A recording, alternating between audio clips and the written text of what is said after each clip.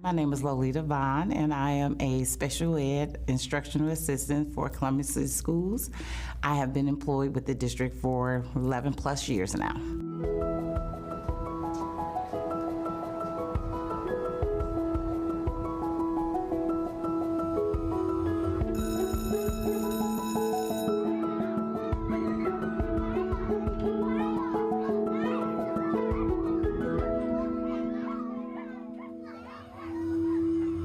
I chose to work for Columbus City School because I like helping children and families. Coming from a background of being a home child care provider for 12 years, it just fit. They see themselves when they look at me. Most of our students, are African American, and there's not a lot of males in education. Me being in that role, pre-K teacher, being one of the first teachers that they see, I know I affect change. They see it, they see a positive role model. They see a positive.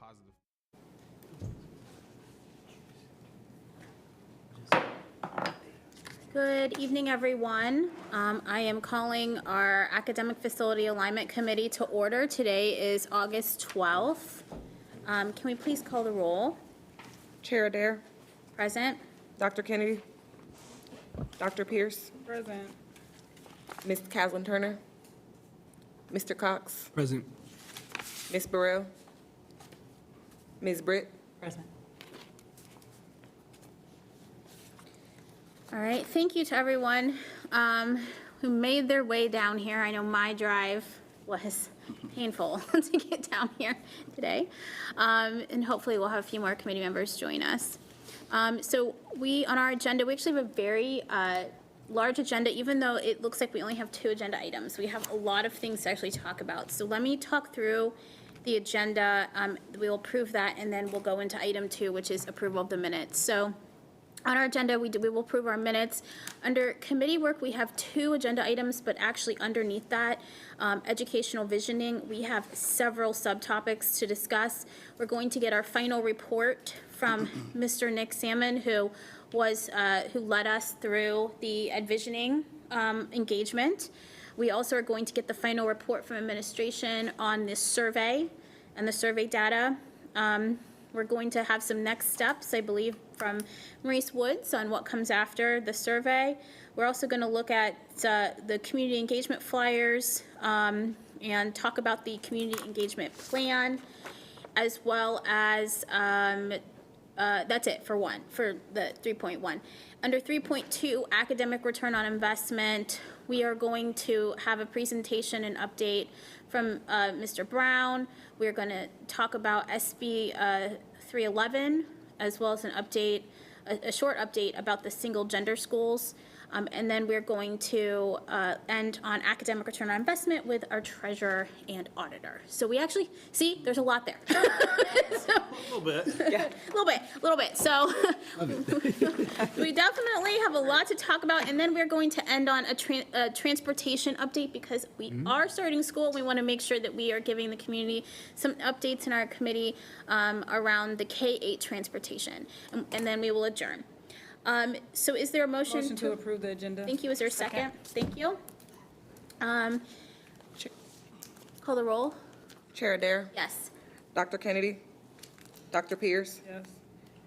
Ms. Caslin Turner. Or sorry, actually, I'm just going to skip your people that are here. Mr. Cox. Yes. Ms. Britt. Yes. All right. Thank you. We need to approve our minutes from the June 10th meeting. Is there a motion? Motion to approve. Second. Is there any discussion? Okay, seeing none. And without objection, we will go ahead and approve those. All right, so let's jump in to the Ed Visioning, and I'll turn it over to Deputy Superintendent Mosier for our first item, which is the final report on the Ed Visioning Designing Classrooms of Tomorrow. Good evening, everyone. Thank you for allowing us to take quite a bit of time this evening to talk about visioning and alignment facilities. It is my pleasure to bring Mr. Nick Salmon.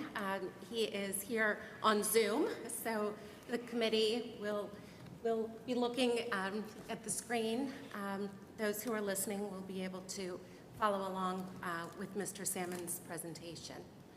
So, Nick, are you able to hear us? I can hear you. I hope you all can hear me. He can hear us, but we can't hear him. So let's have they'll fix it in the back for us so that we can hear you.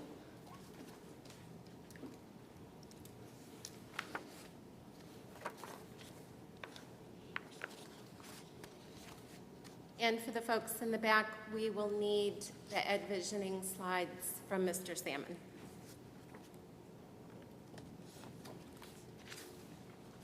For our committee members, you do have a hard copy of these slides, Ed Visioning specifications and more. How about from this location? Is this better? Do we have Mr. Salmon? Can you hear me? We can hear, but he's very quiet. So I don't know if we can bump up his volume in our room. No, I'm at my maximum volume here. Okay, we're going to try to turn you up here. Yeah, you're coming through one of our TVs, but not our speakers. So give us a second. Okay.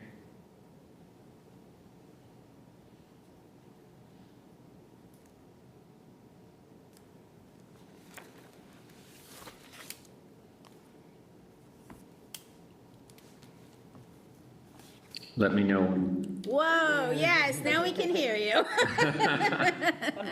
All right, thank you. Well, I'm so glad to be with you this evening, and I did get to meet many of you, but not all of you, back in April. And the intent of this very brief presentation is to share the elements that emerge from that time together in April and what you might want to do next based on that.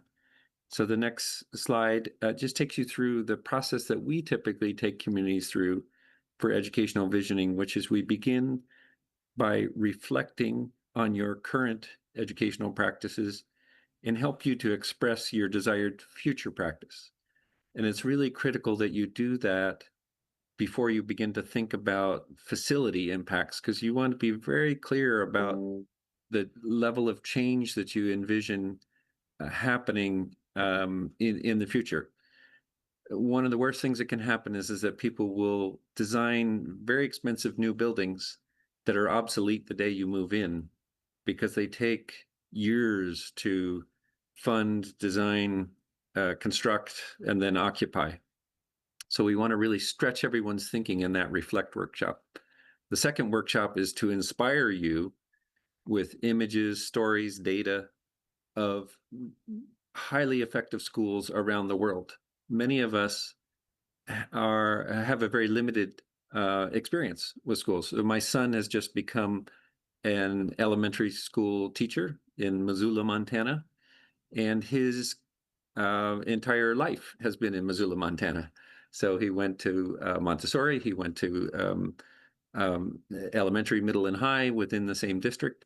And now he's coming back to teach not in that district, but in an adjacent one. And so his sample size is small. So we try to inspire you by showing so much more than many of us would typically encounter. And then the final piece is to then discover alternatives that are your preferred alternative. And there's a little bit of magic that happens on that day, because the ideas that you all would express during that Inspire workshop take form in the Discover workshop, but they are never the answer. There's not one solution there in that Discover workshop. You always choose the best of several different options and say, this is what we want to do. And we found that to be a very empowering experience when people don't feel like they have to choose one, but find the best from several. So that's the basic essence of the educational visioning, is that you always begin with teaching and learning practices. You then stretch your thinking by seeing other parts of the world, and then you make it real and relevant to your own setting. The next slide then says, well, where does the EdSpec fit? You can do an EdSpec immediately after that Reflect workshop, but it doesn't yet include the potential of stretching your thinking about facilities. So that's why I also put it following the Inspire workshop. It could also happen after the Discover workshop, but it is helpful if the ed spec emerges from that combination of the Reflect and Inspire workshops and informs the concepts that you would then dive into in the Discover workshop. And then I wanted to share 3 big ideas that came from a relatively small sample, right? We only worked with 3 schools in April with students, and then with community and other partners from each of the schools. But here were some consistent pieces that came up between each of them, which was that the young people in particular, but really everyone in the room, was saying, we think the school is a place of connection, human connection. This is the essence, the foundation of great teaching and learning, is that we feel seen, heard, and felt by our peers, by the adults that are in the building, and it's a place that we really feel we belong. The second part is that many young people said, we want to be inspired by coming to school. We want to run to school every day. We want to be dragged out at the end of the day, and know that the things that we're doing matter. They matter to us individually. They matter to our community. They matter to the world. And then the last part was really intriguing. They said, we want to experience visible growth. We want to feel different at the end of every day. I've never had a community anywhere in the world, in all the times that I've done this kind of work, say that. We want to show up in one way, and we want to leave at the end of the day feeling like something happened, something important happened. And if we think about this in relation to visioning, that only comes because we ask questions about how we connect every day, how we use time for teaching and learning, what's the right role of technology, all of these different pieces, how much learning should be project-based, how much of it should be place-based, that type of thing. And I think these 3 key concepts came from that, and in particular, that last one about feeling different at the end of the day, because it really challenged the norm of middle school and high school in particular, which is that we divide the day into all these little tiny little pieces. 42 minutes, bell rings, run to some other part of the building, different person, different set of rules, different people sometimes. And at the end of the day, you just survived it, rather than feeling like all of these things that I experienced are interconnected, and I do feel like I'm a different person at the end of every day. So those were the big ideas. And then I guess the question in the next slide is, so what would that mean if an ed spec only emerged out of that that very first workshop, the Reflect workshop? And I would say that the ed spec would probably say that schools ought to be relationship based, and I'll say a little bit more about that. They ought to create opportunities for community partners to be a visible presence on a campus, and that learning ought to have as many hands-on components as possible. And hands-on doesn't mean all CTE, right? Music is a hands-on experience. Science is a hands-on experience. Art, of course, etc. Robotics are hands-on experiences. But to go back through these a little more slowly, a relationship-based school says that we're really thoughtful about the number of young people and the number of adults who spend time together. And we've worked with some very large high schools around the world, 3,000 student high schools. And even in those settings, young people said, I kind of like the idea of being a part of a 3,000 student high school, but I really want to know that I know 150 kids and that there are 5 adults who know us well. And those 5 adults, middle school, high school in particular, might be math, science, language arts, social studies, special ed. Maybe a 6th person is someone who has a expertise in technology or in finance or in our physical well-being, et cetera. But I want to know that things have been thought of in a comprehensive way and are built on that relationship.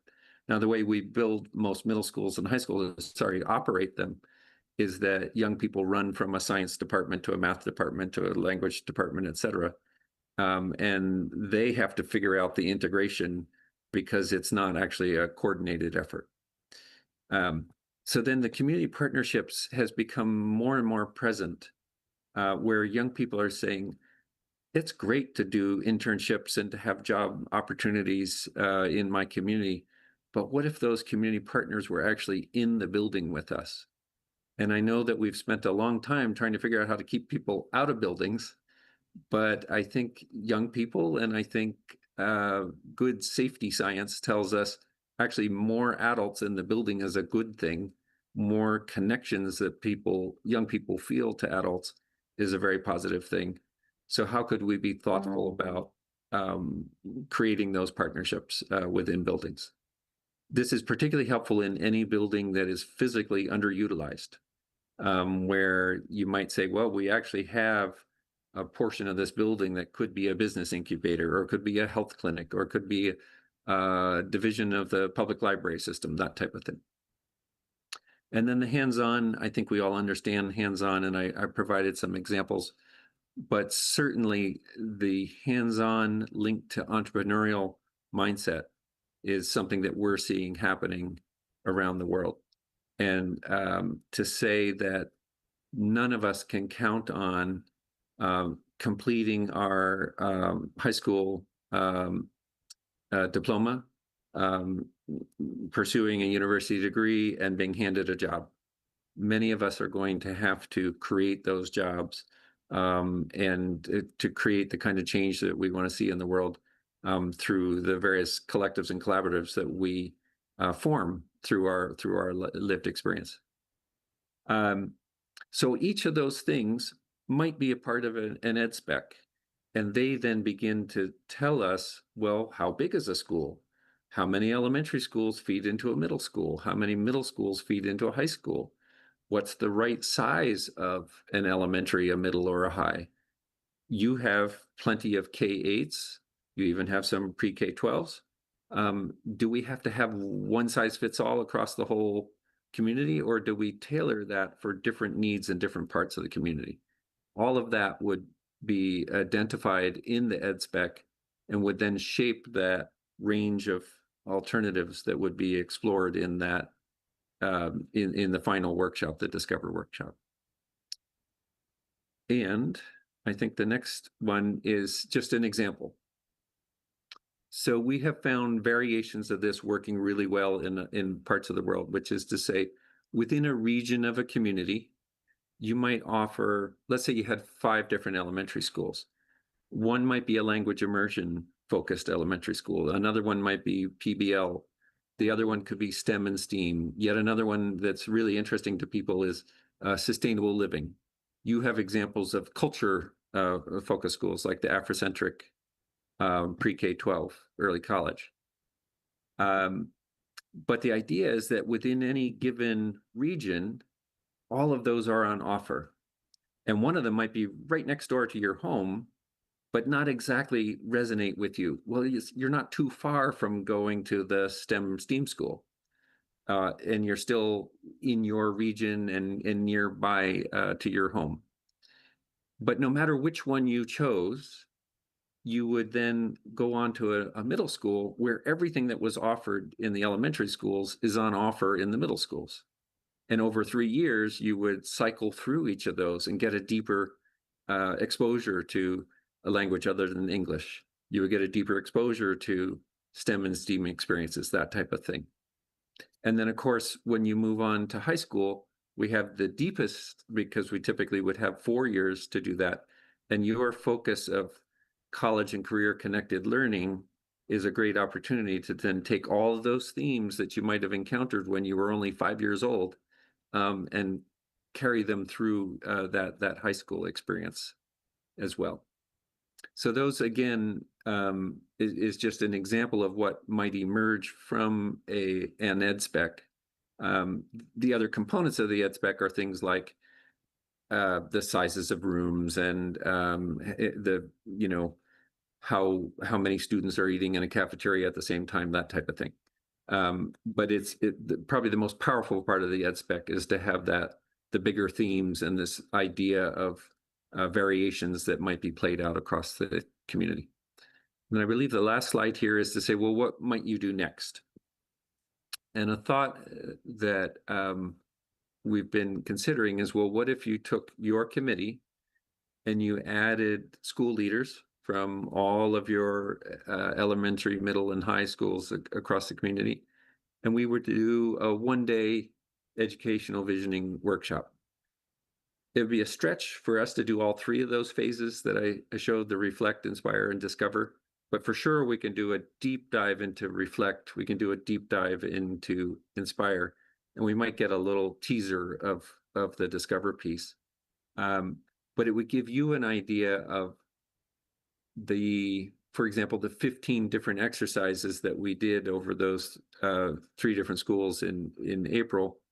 You might say, there's 9 of these that are really solid. Let's make sure that we have a deep understanding of how our community understands these issues in the future. So you experience them all as a committee and you sift through them and say, really, it's these. Or in the Inspire workshops, you know what? These kinds of images really changed our perception of what's possible in our schools, not so much these other ones. Or this particular exercise we needed more time for. So if we're going to do a deeper level of community engagement, let's make sure there's more time, that type of thing. So I think that we could have a solid experience in that regard with all of you and whoever else you invite to be there.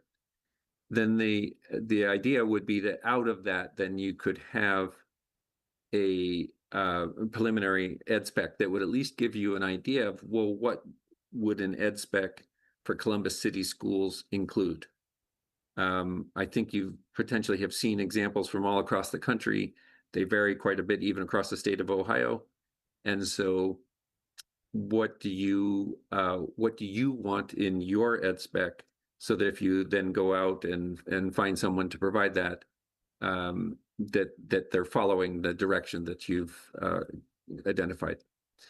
And then I think the related part, the fourth part there then would be to kind of clarify, well, what would your future community engagement look like? You have an awful lot of elementary, middle, and high schools. And if you did this building by building, it would take a decade, right? So what are the ways in which we might do this that gets this process and this deep level of community engagement without a whole decade going by? I think that's the essence of what I wanted to share. And I'd love to hear any questions or feedback from any of you, and I'll mute my audio so that I can hear your questions clearly. Thank you so much. Are there questions from the committee? Or administration too, actually? Any questions?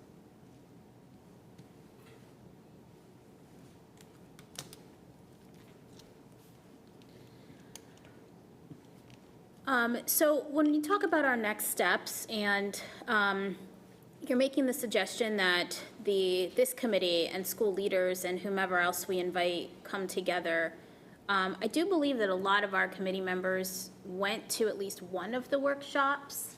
How different would the experience be, other than maybe different people in the room, than what they've already experienced?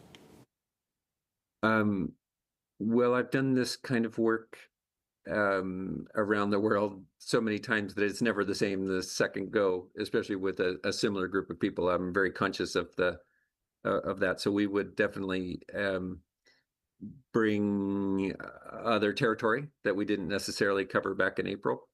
And by having more of the school leaders in particular in the room, I think we'll have a more dynamic conversation of how this could impact teaching and learning K-12. Whereas because we were largely in high schools, we were skewed a little bit more towards high school experience. So that would be one critical part that I think would be different. Okay.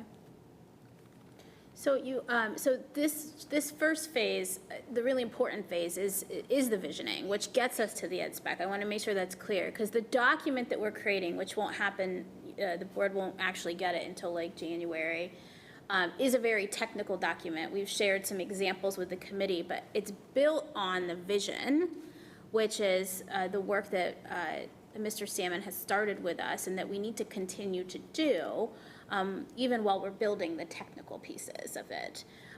So I would love for maybe administration to kind of chime in a little bit on what the next kind of steps are as we're getting towards that technical document. Hey, I'll chime in. I think that one of the opportunities in a day-long session, as opposed to what was really about 90 minutes in the evening, is most of the time was spent in the preview session around Reflect. One of the things that I found very meaningful when I participated in a full-day session a couple of years ago was really to get that inspiration, to see the models. And Mr. Salmon talks about all around the world, but there are models very close to our community. And so I think that spending more time in that inspiration and discover phase would be very helpful. And I don't want to jump in here too much, but we do have some very interesting survey data that will come next in the meeting, and I think demonstrates we're really in the data collection phase, not yet at the decision making, although we've been doing a lot of work in this area. And so as we go through the next half hour of this meeting and we look at the survey and then learn a little bit more about facility work that's currently happening, I think we'll get to a place where we can pose a few key questions to the committee about next steps. Are there any more specific questions for Mr. Salmon before we allow him to, Superintendent? Yes, I just want to share that how important and critical this information and this data is to the organization, to our current planning, to our future planning. When we think about the ed specs work, and really starting with the academic visioning, our team does projects all the time. This would give us an opportunity to make sure that all of those projects, no matter where we're doing them, if it's an academic project, athletic space, facility infrastructure, that it's starting with that academic visioning, it becomes a playbook for us for all of the investments that we make. Our current investments, permanent improvement, our future investments, building new schools. And so this just gives us the data that we would need to inform all future decisions. And so we're excited about continuing these conversations. We're excited about the opportunity that it presents for us as a team as well as for our community, and really excited about the potential that it brings to really make sure that we're informing our planning in a way that reflects the needs of our community, the needs of our students, the needs of our schools for future planning. Dr. Pierce? Thank you so much, Dr. Chapman, for adding that information and context. You mentioned that the ed specs will go into current decisions as well as future decisions. Just help us understand, maybe by percentage, how much the ed specs would go into current decisions and projects that are currently underway. Would it be correct to assume 20 to 30 or 80 to 100 versus a future decision which may get an 80 to 100? I would say that it would be a guiding tool for all decisions. And so for example, this is a missing piece for us in CCS. We've always done facility planning without starting with the visioning work, with previous iterations of facility master plan work. And so this is a document that will guide all of our decisions. Dr. Pierce, you're aware of our renovations when we renovate a school. We will have a tool, a guide, a resource that says we don't have to start from scratch. We have these ed specs that really guide and inform those renovations for a refresh for a building, whether that's an elementary school, a middle school, or a high school.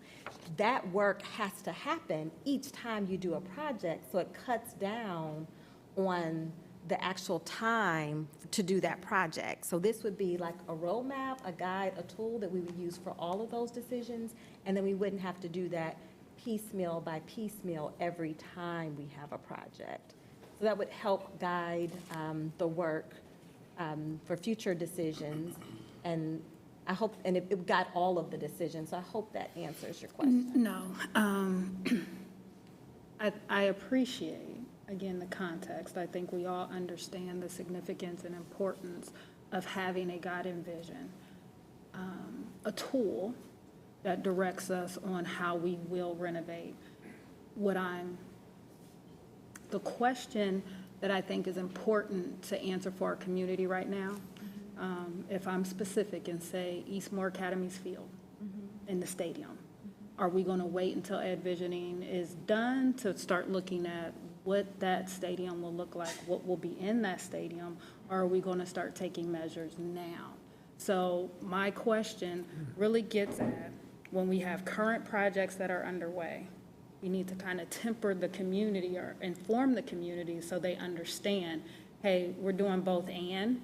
Don't anticipate that because in this ed spec, we said we want 52-inch screen TVs in the locker rooms, and we want carpet, and we want leather layout seats like OSU. You know, like we have to be very clear Yes. on what we're communicating to the community when it comes to using these ed specs as we get them. So thank you, Dr. Pierce, for that clarification. And this, I guess, is to manage everyone's expectations. We're not building the plane while we're flying it, right? This is a situation where we have lots of projects that we're working on right now that are full in motion. We've already begun the design and the planning for those projects. At the same time, we are in the very preliminary stages of developing the ed specs and the visioning that we want to do around this work that will inform future projects. We know that we have so much work that needs to be done across our entire school district because, again, there are so many projects for so long, for decades.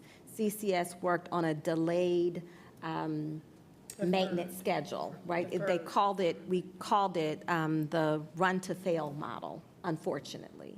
And so this is the first time with our PI levy, we actually have dollars to plan for permanent improvement, our infrastructure projects. And so this will guide the future planning once it's developed. So we're beginning this process. We're very early in the ed visioning process. That's the first phase of it.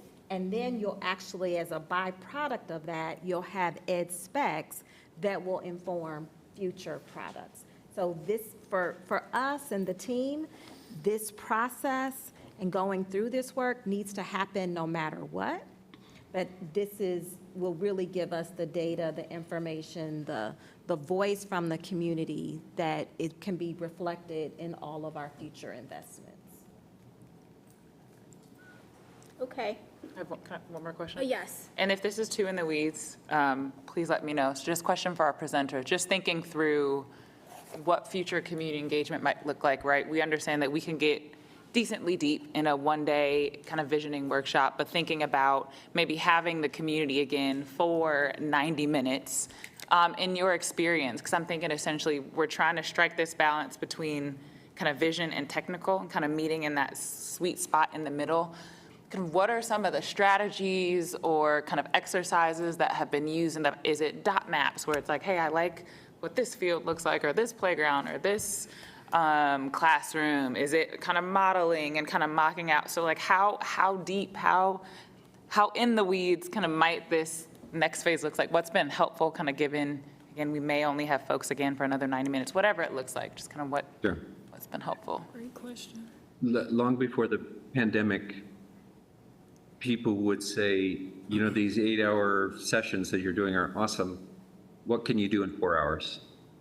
And we said, well, let's jigsaw our experience. And those of you that were with us in April had that sense that some people are working on something that's different than the other tables in the room. So you can do a lot more. If 90 minutes is the limit, you can do a lot by dividing up the work amongst many people. Some of the things that you shared as examples, we have done. So when we, in that Inspire workshop in particular, we'll often have a visual preference survey. And we used to do it with physical dots and have people place them on it. But now we can do that virtually. We show the images, people put their dot on the screen basically, and we can get a very deep understanding of how people are responding to those images, stories, etc. Similarly, we've developed a collection of surveys that can be shared beyond those that are actually in the room. So if you only have 75 people in the room, but you desire to have a much bigger understanding, much like the survey that you did earlier this summer, there are ways that we can share out short surveys and pull that information back in and support everyone in understanding the implications of that. The modeling things typically would happen during the building design phase, that the specific architectural firms that are involved, they're going to get down to that level of the weeds. In the visioning, we share the bigger ideas, but we don't necessarily start to design schools in that setting. Thank you. Thank you. And we might hear more when we talk deeper about community engagement, but I think that the important piece is that it's multidimensional and we're using different ways to communicate. We have a big community. You know, we always are told we don't do community engagement well. And I think that this is something that we really need to work on.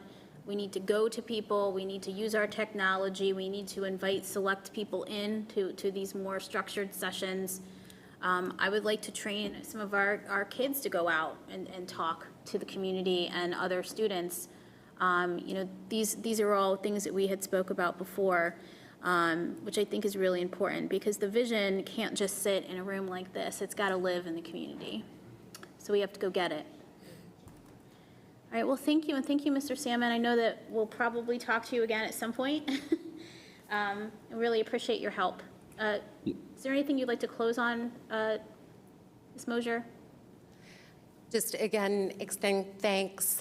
We launched at the end of April these preview sessions. We knew at the time that we were trying something new, and so appreciate this committee's participation in that first visit at Visioning. Thank you. All right, we'll go ahead and move now into the survey results. Thank you all. Thank you so much. Thank you. And you, I believe we have a presentation for that as well. Yes, and so I am going to just hit some highlights because you do have a copy of all of the data that was collected in the survey, and it does appear in board docs as well. So for our folks at the back, if you could please bring up the Future Environments survey. And while that is coming up, I will name for you, there we go. So keep in mind that the survey went out at the very end of the school year. And we had it open for a couple of weeks when we were last together before the summer break. We had 68 student responses, and during the summer, we went up to 300 student responses. So did get more responses, as you can see on the screen. We had 448 parent guardian responses, 340 teachers, and again, 300 students. And we had representation from non-teaching staff, administrators, and residents. Always interesting to see who is participating in surveys. This slide shows the zip codes that were represented. The size of the number is commensurate to the number of responses. Larger the number, more responses. So in line with what we heard from Mr. Salmon, most common words in a 3-word vision prompt: welcoming, safe, bright, flexible, clean, inclusive. You can see the list. Again, I'm not going to hit all of these, except that the data is so compelling, and so I'll hit on a few more. So what really matters: reflecting the surrounding community, culture, and identity. Safe and welcoming environments, providing that safe and welcoming environment. And again, all of these slides are available to you. They're also on board docs. Flexible classrooms and space for flexibility, furnitured flexibility. Again, we're seeing the words collaborative and inclusive learning spaces. And what does that look like?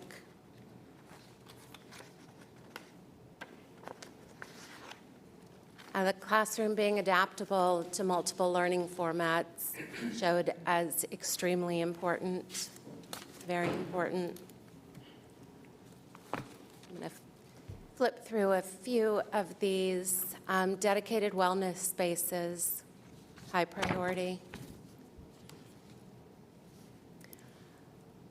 So what are current concerns? What are we starting to say about our current buildings? And what is currently a challenge within the building? And this is where we start to see safety, mental health, quite a bit of call out around air quality, environmentally sustainable, and again, safety and technology. So not going to go through all of them as I shared, but again, some of the data in this Wordle concept, what did participants mean by equity-related features? You see there access, culture, services.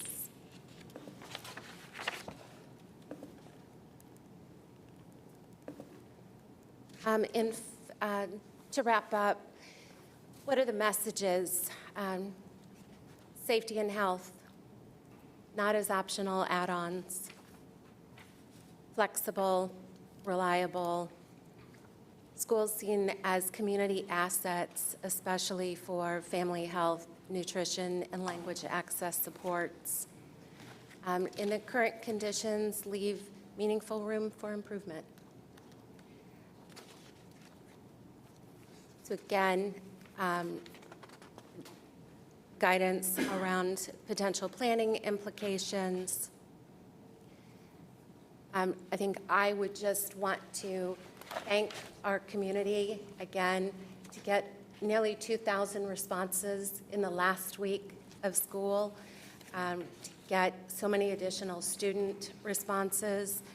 I think that what this clearly shows is that this is an issue that is important to our community.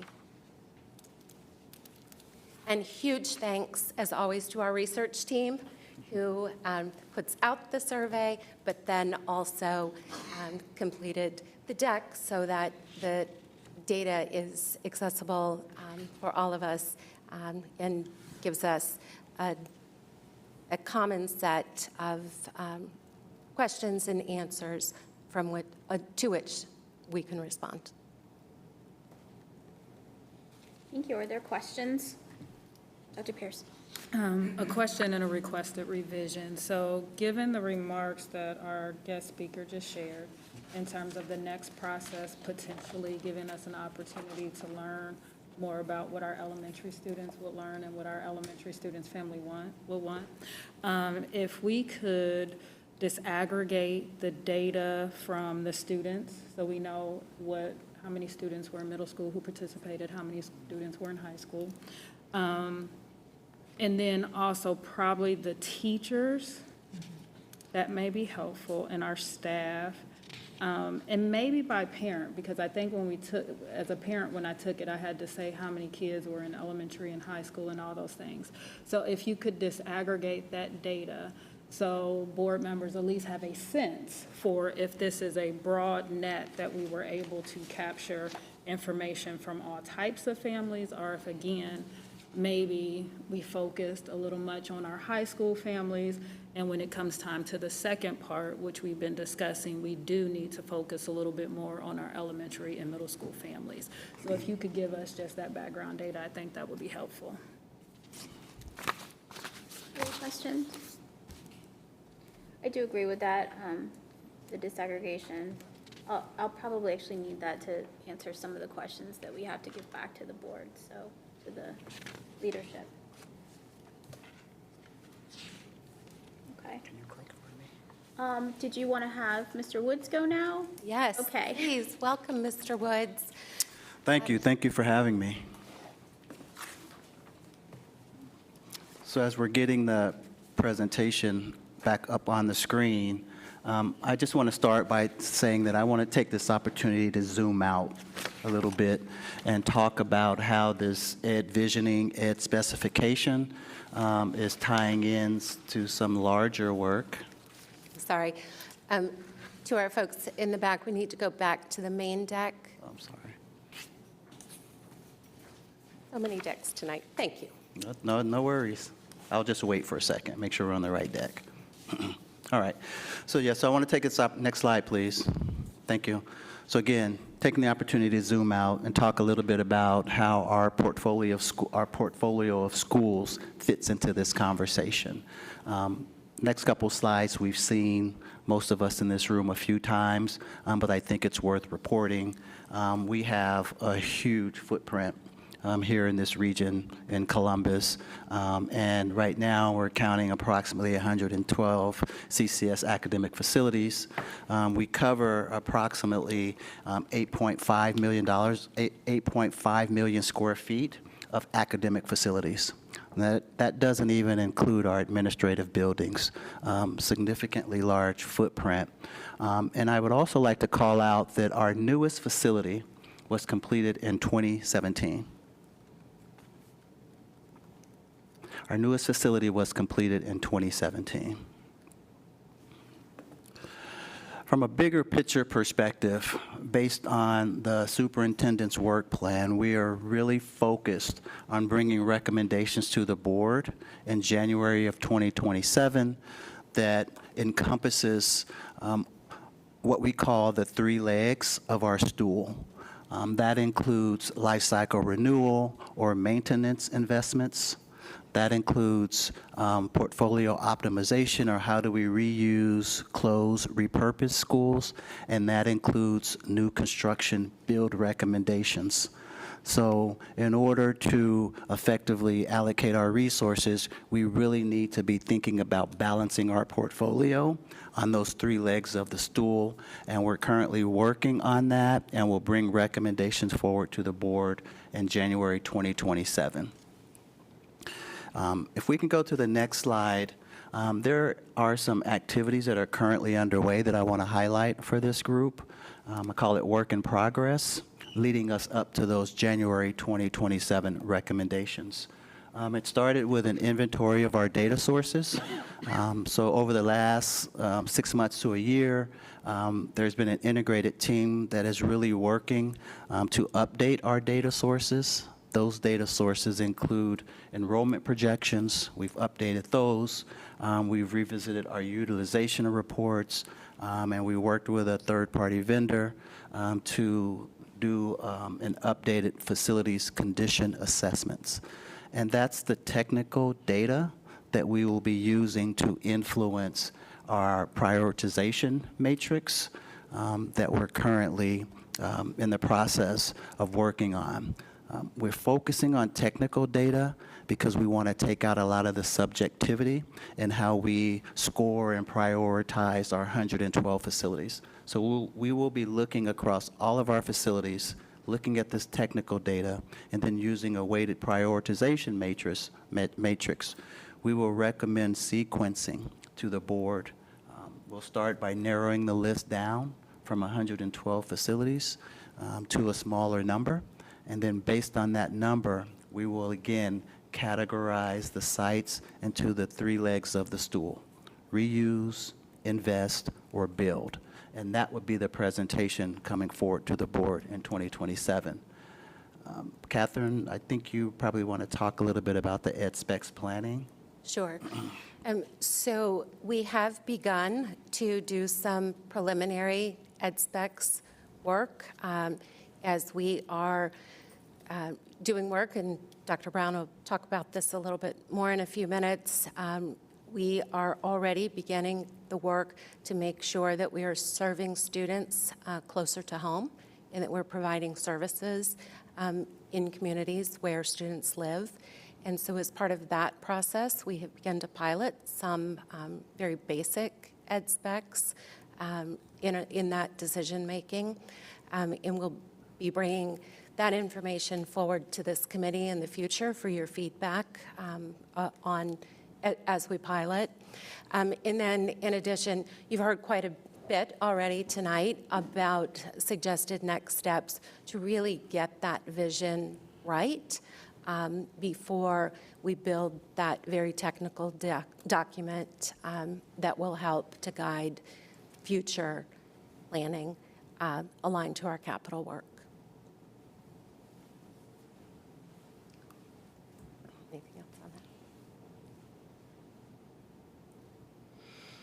I just want to pop in since, like, I mean, we're stuck on a slide, but the first couple of those boxes really is the work of our other committee, but it's important for us to know because the academic vision is always going to guide what the facilities look like. And that's also why we're going to be doing some joint committee meetings, because the topics are so close that, like, you know, everybody really needs to be part of one conversation. So. Thank you for that. And so we have some specific questions for the committee and interested in your feedback.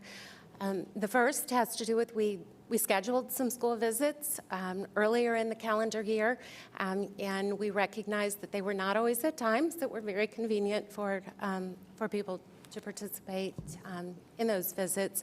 So would love some feedback on whether the committee and maybe the other committee members as well would be interested in going, one, to see some of the refreshed CCS sites, in addition to new builds around the Columbus and Central Ohio area. I have a question. Is there also like a school-by-school list of what schools have received improvements already? Yes. Could we get that? Sure. Yes. Thank you. So, Dr. Pierce. yes. Quick question request. We may potentially be bringing additional members to this committee. I'm wondering if it may be more appropriate to ask these questions via email to gather the information as opposed to having an open public discussion. And we're missing people too. Yeah, with just 2 of our members. I just don't know if you'll get robust feedback. Absolutely. So we will email questions, and in that, I'm seeing some head nods, so it sounds like people are interested in some additional visits. In that email, we'll also seek from you some input about the best time. Will we only be visiting the refresh sites and additional new builds? Can you like raise your hand so I can recognize you? I know it's okay. Mr. Cox. My apologies, I'm sorry. But will we only be visiting refresh sites and new builds, you said? Would you be interested in visiting some legacy sites that have not been refreshed? Yes, I would. Thank you. And interested in whether we would like to have a full-day visioning session. And Mr. Salmon mentioned school leaders, but maybe open to the community members as well. And then finally, we'll send out a question around this is a big lift, and there are people who do this work as their profession. And so we'll be looking for some feedback from the committee about whether you would like for us to engage in finding a facilitator who can help to move these conversations that we've been having, help us to move faster. For clarification on that last question, are you talking about the community engagement, or are you talking about the writing of the ed specs? Probably the writing. The technical document, yes, okay. That was my question. That was your question? Okay. What's the alternative? Well, you're looking at us. Yeah. So as we conclude this part of the agenda tonight, we certainly have had discussions about engagement. Do want to make sure that everyone knows you gave a great feedback to our team back in the spring on one-pagers, in programs. All of those documents are in board docs, so they are live and accessible. There are questions from time to time about where can I see the engagement calendar and events that are happening for the district. So we have a link there. But I want to stop because, Chair Adair, we have the back-to-school fair on Saturday. That's right, we do, and we have an engagement table. So I want to invite the committee members and the board members. I actually, in very rough mock-up, okay, because that's not pretty. It doesn't have the signs, and it doesn't have the stickers and all that stuff. But I would love for you to look at it, and it's set up in the back. It's those little glass jars.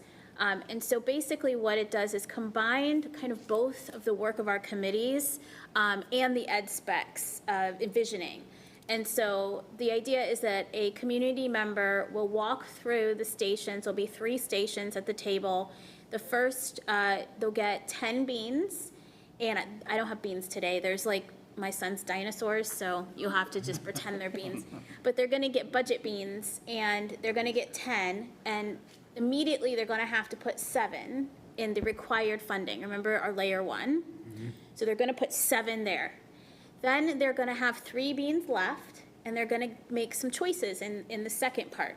And so I have, and this is what I really want you all to look at, is based on kind of our layer 2 and 3 categories, I have created 9 different themes or jars. They range from like high school transportation to pre-K to supported services that are not required, specialized programming, things like that. And you can kind of see what it looks like on the table, and they will choose where to put their beans. So they can put them in one jar, they can spread them out, but they only have 3. And then the next one, which we don't have, it's really the ed visioning. It's you'll have the pictures and things like that, where it's kind of getting asked that same question that we've been talking about, and kind of was also in the survey. You know, what is the experience or opportunity that you really think every CCS student should have? And they'll write that on a note card and put it in a box. So we're gathering data, and then we'll be there to talk to them and kind of move them through. And then at the end, they'll get a little sticker. I can't remember exactly what it says, but it's something like your board member for the day or something.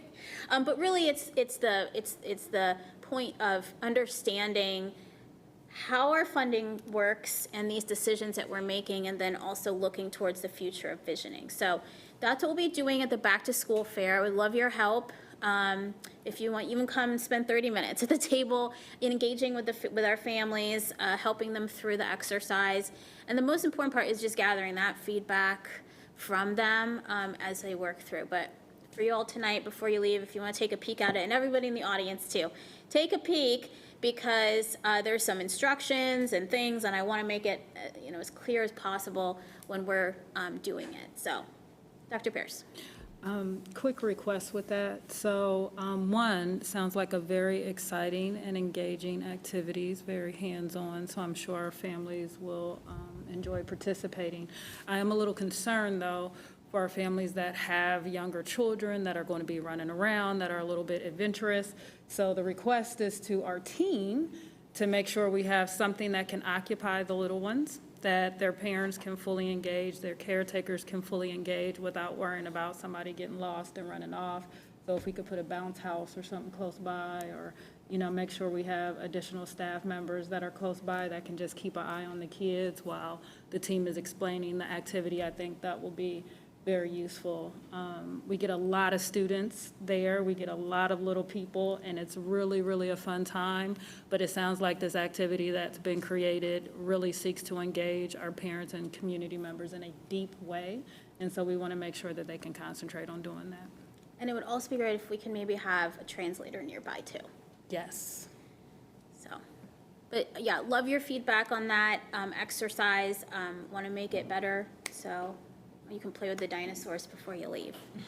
But if this works well, I think this is also something that, in addition to the ed spec conversation, the more deeper visioning, we can take something like this, because this really also goes to ETRM's work about helping our community better understand our budgeting process and how we are understanding their values about what we want to budget. So this can be a piece that comes out into the community too, as a community exercise, and maybe even can be developed online.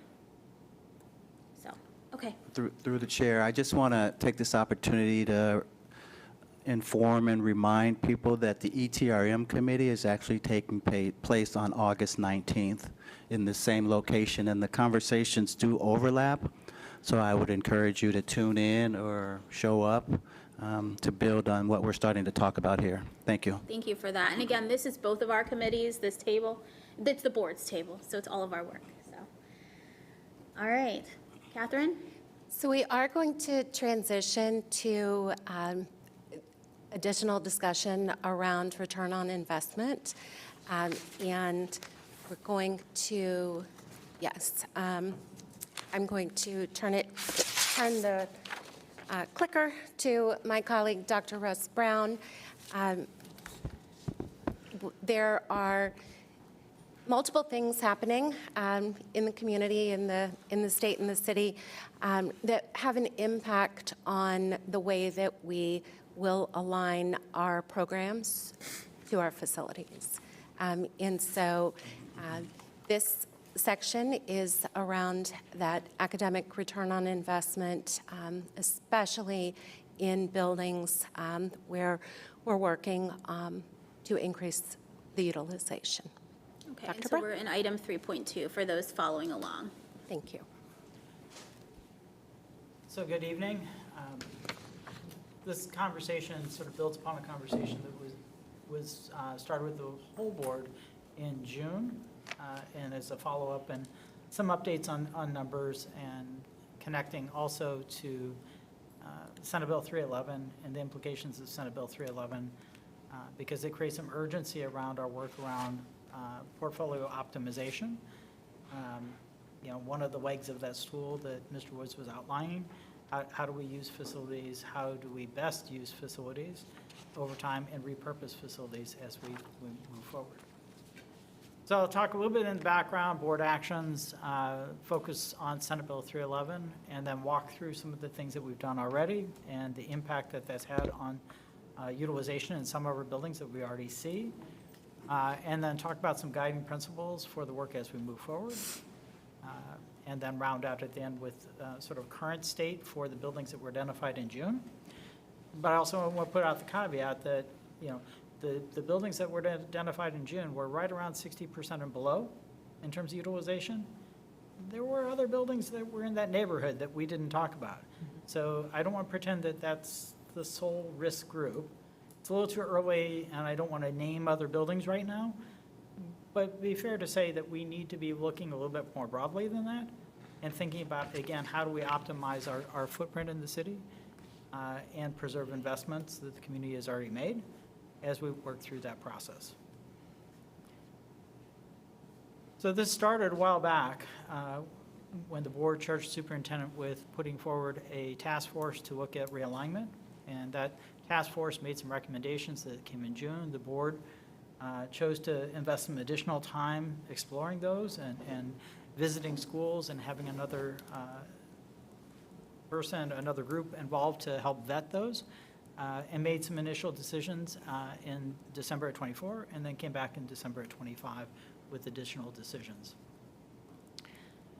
I'm not going to walk through all of these, but again, this will be available to you. Again, there was a series of decisions that were made on December 17th of 2024, and another set of decisions that were made the following year on December 2nd. We have begun to implement some of those decisions already. Others are already planned. And one of the things you will hear at the end is I would ask that we have the opportunity to come back, if it's the will of this committee, to present some other options to you before they come to the whole board. While we were going through this process, Senate Bill 311 emerged. It had been cycled a couple times. Unfortunately, it passed the Senate last year. It's now with the House. If it passes unchanged, it has significant implications for our system and our buildings. Unused facilities, and they determine, they call a building unused, quote unquote, if it has utilization that's under 60%. They call that an unused facility. Now, this concerns me greatly because these are public properties. They impact our ability to flexibly plan for the future and to make best use of those properties for our own students. And some of those implications are tied to schools in which the community has made substantial investments. So new buildings or completely renovated buildings, in some cases, are on this list. Oops, I thought I had one more in there, but again, the determination for 60% is pretty straightforward. It's enrollment over the capacity. And their definition of capacity is very liberal. It's based on the occupancy permit of the building. We have been sticking to our own utilization numbers. I expect that, again, occupancy permit would actually identify a much larger group of buildings. And this would be problematic not just for us, but others around the state. And this is one of the places where I think it's important we advocate for change, because occupancy permit, I'm pretty sure most parents would not be happy if we filled buildings to their occupancy permit. And that also ignores federal law around special education and the number of students that can be in special ed classrooms. It is completely ignorant to how buildings are used for educational purposes. And I am hopeful that as we move forward that we see some adaptations to that. They acknowledge how buildings are used to educate students and how spaces in buildings are used to educate students. This is the list of buildings that were at or under 60% at the close of the 25-26 school year. And I will walk through and talk through some of the implications tied to this.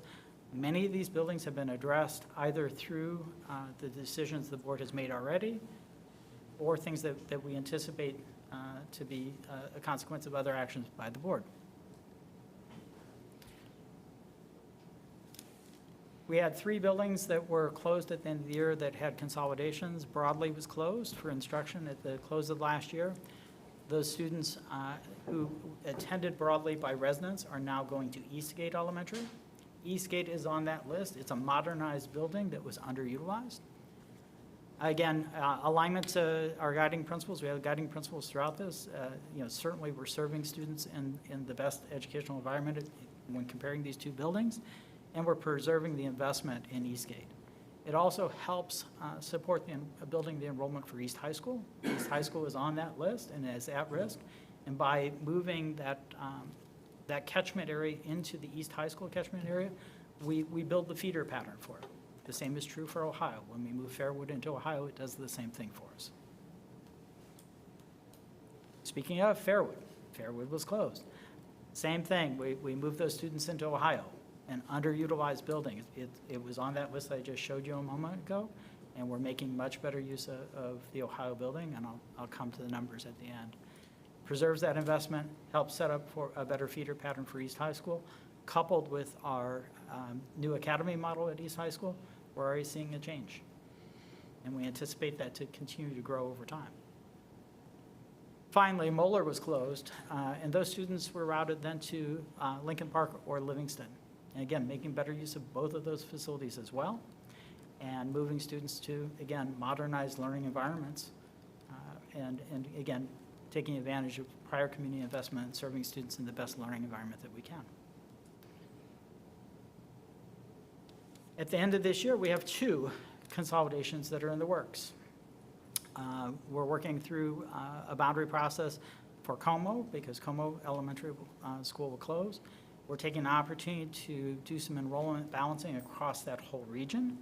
So if you think of the region that's bounded by 71 on the west, Morris Road on the north, and 670 on the south, and going all the way out, I think there are 13 buildings in that cluster, and we're going to balance the enrollment across that.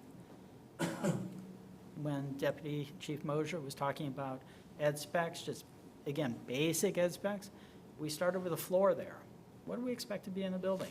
Oh, we expect an art room, we expect a music room, we expect at least one pull-out room for special ed or ESL. We started laying out, what do we expect in every single building? Oh, we expect 2 kindergartens, 2 first grades, 2 second grades, minimally. Set that as a floor, and then we redesign what that region will look like, and then we will work with the community to build the boundaries. I'm really pleased that the community was engaged with the boundaries for both Moeller and Broadley. In both cases, the boundaries that were produced for those communities were actively impacted by community input and we fully expect community input to shape the boundaries for that area of the city that we're working through now. Again, this opportunity will provide students an opportunity to attend a modern school, moving kids from Como to Oakland Park. That'll be the primary receiving school, and it preserves that investment in Oakland Park. Everett, this is where our gifted program is. Again, planned closure at the end of this year. The board's resolution says that it will be closed at the end of this year. We had looked at an elementary, one of our largest elementary schools as a receiving place for it. The ed specs don't match real well, and this was a challenge. We really need to look at a secondary setting to receive it as we move forward. And again, we're going to continue to work with the board committees. I'll come back with some proposals about what that could look like and what some of our options are for a secondary setting. And then moving into 28-29 year, we address the final recommendations from the board in terms of consolidations. Buckeye and McGuffey are sort of joined in terms of action. As we're moving cause from McGuffey to downtown high school, there's also a need then to think about what's in downtown high school, how that programming moves around the city. This then impacts the movement of Buckeye as well.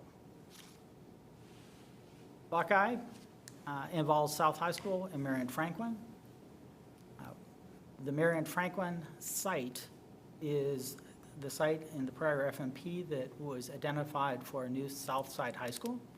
It is a very large piece of property on which we would have the opportunity to build a new high school while serving kids in a high school. South High School, on the other hand, was intended to be the middle school for that region. And so we'll be following through on that and moving the middle school students from Buckeye into South High School.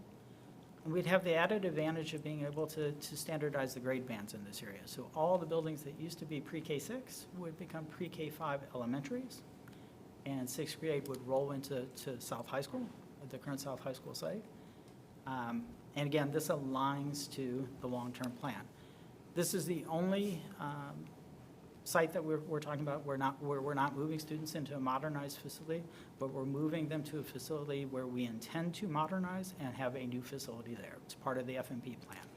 And it's important that we maintain that facility and that property in our portfolio to be able to have that flexibility to serve our students.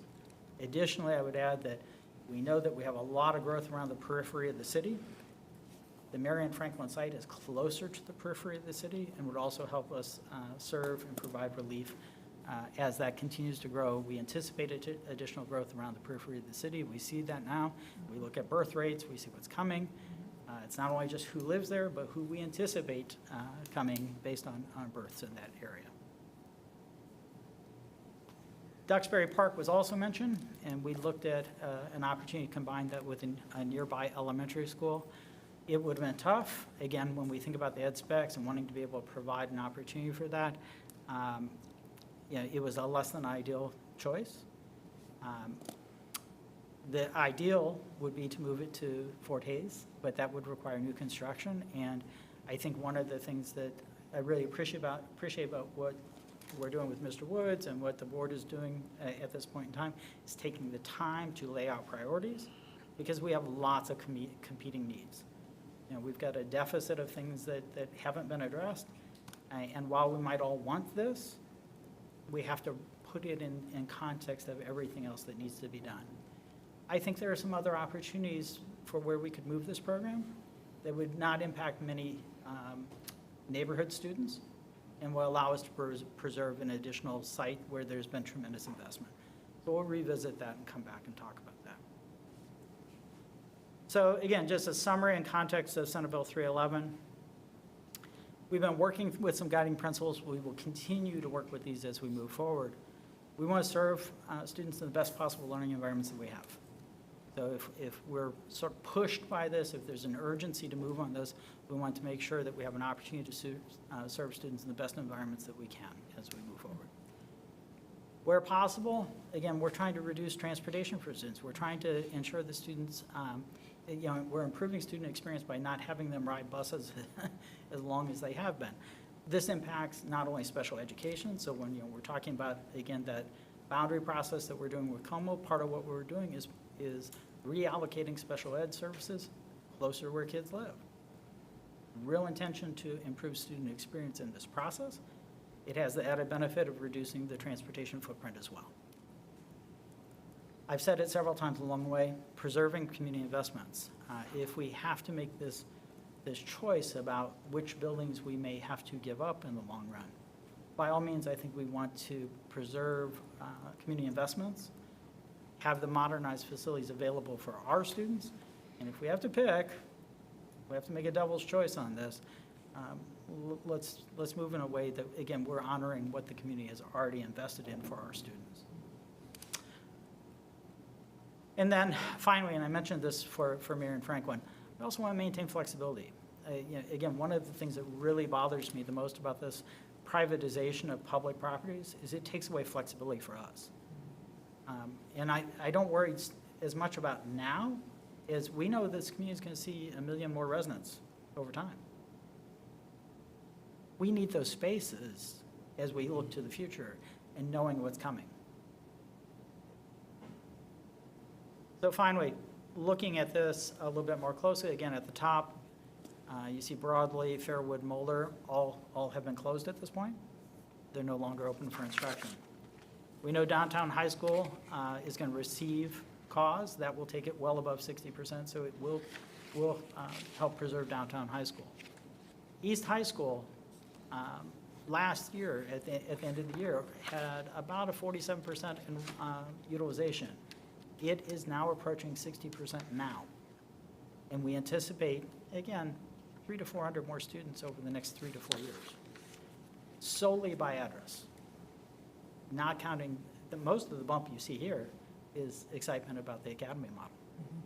So we are yet to see the impact of including Eastgate and Ohio in that as we move forward. You see Eastgate Elementary, it was under 60%, brand new facility, well, relatively new facility for us. It's well over 87% at this point, utilization. So we're now, again, serving students in a better facility. It's next door to the old, in terms of, it's literally the next school over at this point. Marion Franklin, again, by putting all the high school students at Marion Franklin, we will make more than adequate usage of Marion Franklin. We'll preserve that site. Ohio Elementary School, again, was under 60%. Now, again, approaching 90% utilization. So combining Fairwood with Ohio has made much better use of that facility. So the decision, that what we're beginning to see is that the decisions that the board made, these were tough decisions. And I don't want to pretend that shuttering buildings for instruction is a fun thing or an easy thing for a community. But those decisions have now preserved those investments, and we are now serving students in facilities that are much better aligned to what we would want for our students as we move forward.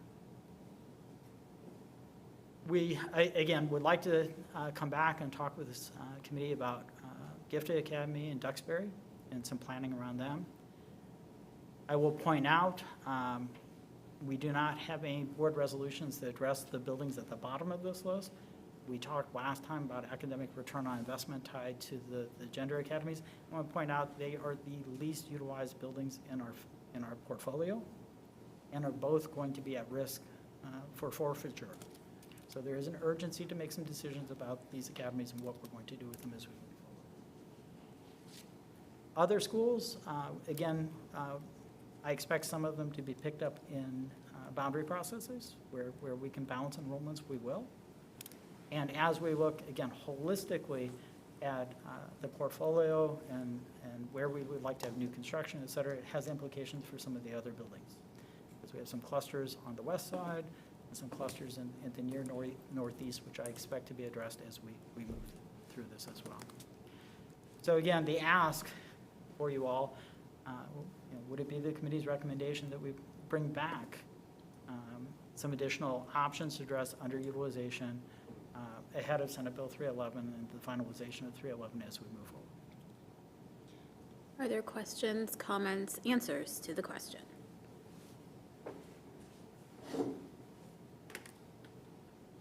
Mr. Cox.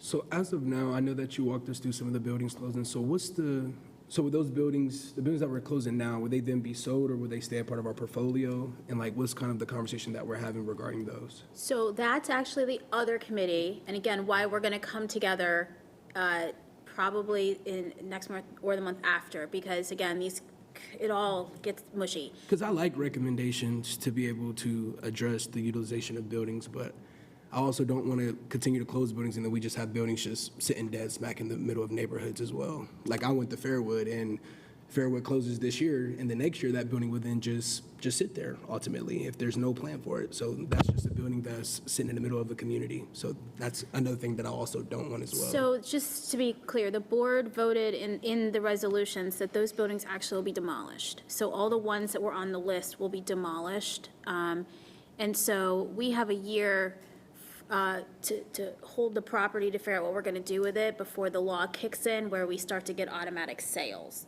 or offerings. So we get 1 year. Yeah. So that's the work of ETRM, is to figure out if we're going to sell and or if we're going to invest. And that's what Mr. Woods was talking about. But it is kind of weird because when we go to work on a consolidation or realignment, we do have to keep that in mind because we have to think about how fast things move. And if we do really want to reinvest or try to come up with alternatives where we're using it for educational purpose, that takes planning too. So it is a very big conversation. Dr. Pierce. Chair, could you explain to our committee members if, after watching that meeting on the 19th, if they have questions, who they might follow up with or send those questions to?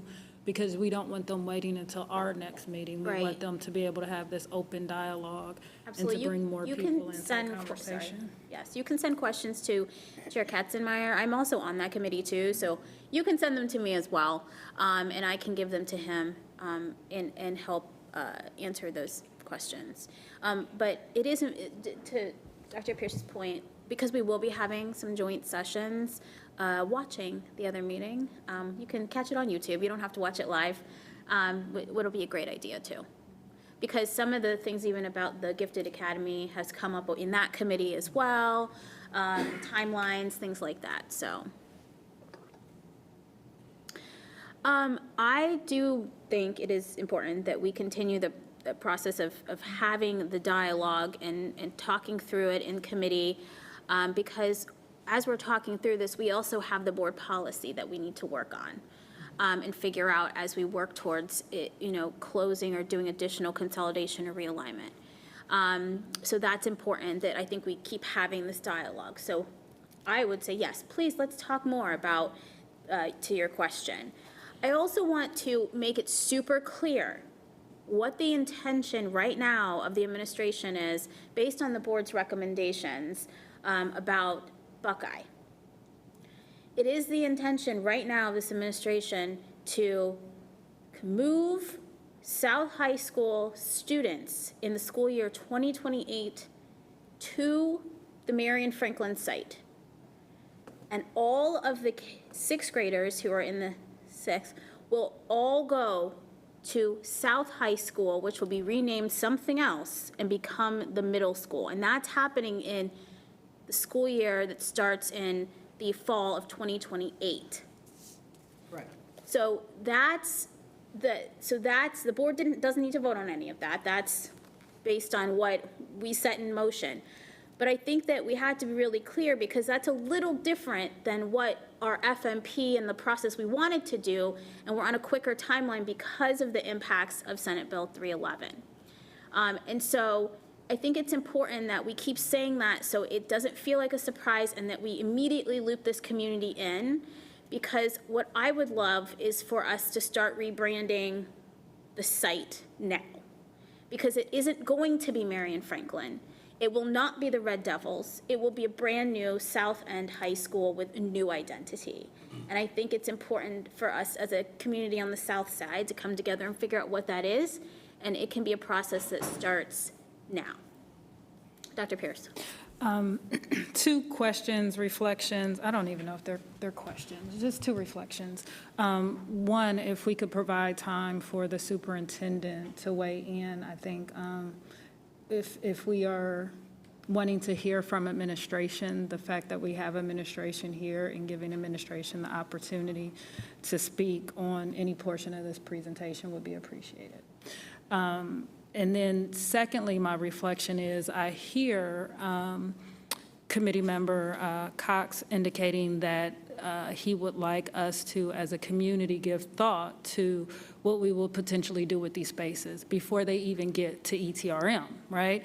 And so is there a way, Dr. Mosier, because I still need you to work on that doctorate, is there a way that we can incorporate that element of the discussion into our ed spec visioning, right? Understanding that while we will be rebuilding spaces, we also want to be thoughtful about how do we swing spaces, right? How do we ensure that we have swing spaces, and how do those swing spaces look? How are we using them? How are we re-envisioning education, not just through the grade band process, this kind of K through 5 and 6 through 8 models that we have, but also maybe some multi-generational hands-on stuff. How are our pre-Kers being able to engage and interact with senior citizens in our community through maybe some co-shared learning spaces to be able to help with that generation that's kind of sandwiched in of taking care of young people and their aging parents. So if we could incorporate that into that discussion, I think it would be helpful. Did I kind of capture a little bit of what you were trying to get at in terms of, okay. And then administration, if there's. Yes, so when we think about the scope of the schools that are on this list for consolidation, I think it creates a sense of urgency for all of us to act now. We could do nothing with these properties. Dr. Brown, if you go back to the first slide that lists the schools, the first one, because that shows the plan, or either one of those slides, we could do absolutely nothing. We could talk about this in committees for the next 2 years, but the schools will not be there. There is active legislation to take these properties away from us, away from our community, and to divest in school districts that have properties that are being underutilized. So I would say that it creates a significant sense of urgency for us, the administration, the community, the committee meetings, the committees that we have, to prioritize these conversations in a way that it honors the programming and the offerings that we want to provide our students and the experiences, as well as being responsive to the harmful legislation that's being created at the State House. I'll use the example of Marion Franklin. Buckeye and Marion Franklin. So in previous conversations, you know, the board had already voted to close the building where Buckeye is due to the age and the condition of the facility and several other factors. But the one recommendation was to move Buckeye into Marion Franklin High School, and you would have 2 6-12 buildings on the south side. Even if we did that, Marion Franklin would still be underutilized, and we would still lose that property. It is imperative for the district, for today, tomorrow, and for the next decades to come, that we maintain that site because it's a large site. If we lose that site, it's a site that has a contingent property next to it, and so we would lose so much land and the opportunity to build the most amazing modern high school facility that we could have in the district that supports all of the academic visioning that we've been discussing, that supports having the most state-of-the-art athletic spaces right there on the site. So many of our high schools are landlocked and built on sites where the athletic spaces have to be relocated or somewhere else because they can't be on the campus. Even south, their athletic spaces are not on the site of the building. And so the question about, you know, well, could we just make south the new high school? Well, they don't have the athletic spaces to accommodate that. And we talk about previous decisions and previous plans for the facility master plan work, the intention for the south side was always to be, for south to be the middle school for the south end. Many of the elementary schools, if not all of the elementary schools on the south side, they're serving students from pre-K through grade 6. Well, when you think about the sixth graders' experience in an elementary school, they're missing out on valuable instructional time, opportunities, not being in a middle school. And so these are all of the academic aspects that we want to address. Yes, there's harmful legislation that we have to be responsive to, but there's also academic programming and needs of our students that we also need to be responsive to. And so I would say that when you look at these buildings that are under 60%, we need to see this as an opportunity. See it as an opportunity to reshape, we call it a realignment work, but reshape the experience that we want for all of our young people. What experience do we want for them in elementary school? What experience do we want for them in middle school? What experience do we want for them in high school? And so if you connect this conversation to the previous conversation that we were having about ed visioning and ed specs, that becomes the blueprint for all of our learning spaces in CCS. That becomes the gold standard for what we want for all of our schools, and then these facility conversations that we're having either in Afac or ETRM help to get us to realign all of our footprint across the district in service of this gold star, this gold standard, this blueprint that we want for teaching and learning and academic experiences across the district. So again, I'm hopeful. I see it as an opportunity, and it certainly aligns with the work that we're doing around the ed visioning and ed specs. And there's again, tremendous sense of urgency for us to have these conversations sooner rather than later.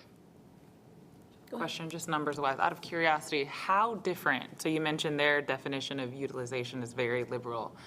How different is that from kind of our internal definition of capacity, underutilized? Does it kind of just depend on building? Is it like 20, 30%, 40? Like, is it I mean, having spent 4 years in Windsor, I can't imagine 600 children in that particular, but I was also one of those people that had a space, like a kind of a smaller room that technically could potentially, so just thinking out loud, like how different is that from our internal kind of capacity measure? It's night and day. Okay. It truly is. We are, gathering some additional information. I think there's some inconsistency in how those permits have been granted over time and what they look like. But occupancy permits are determined by the fire department.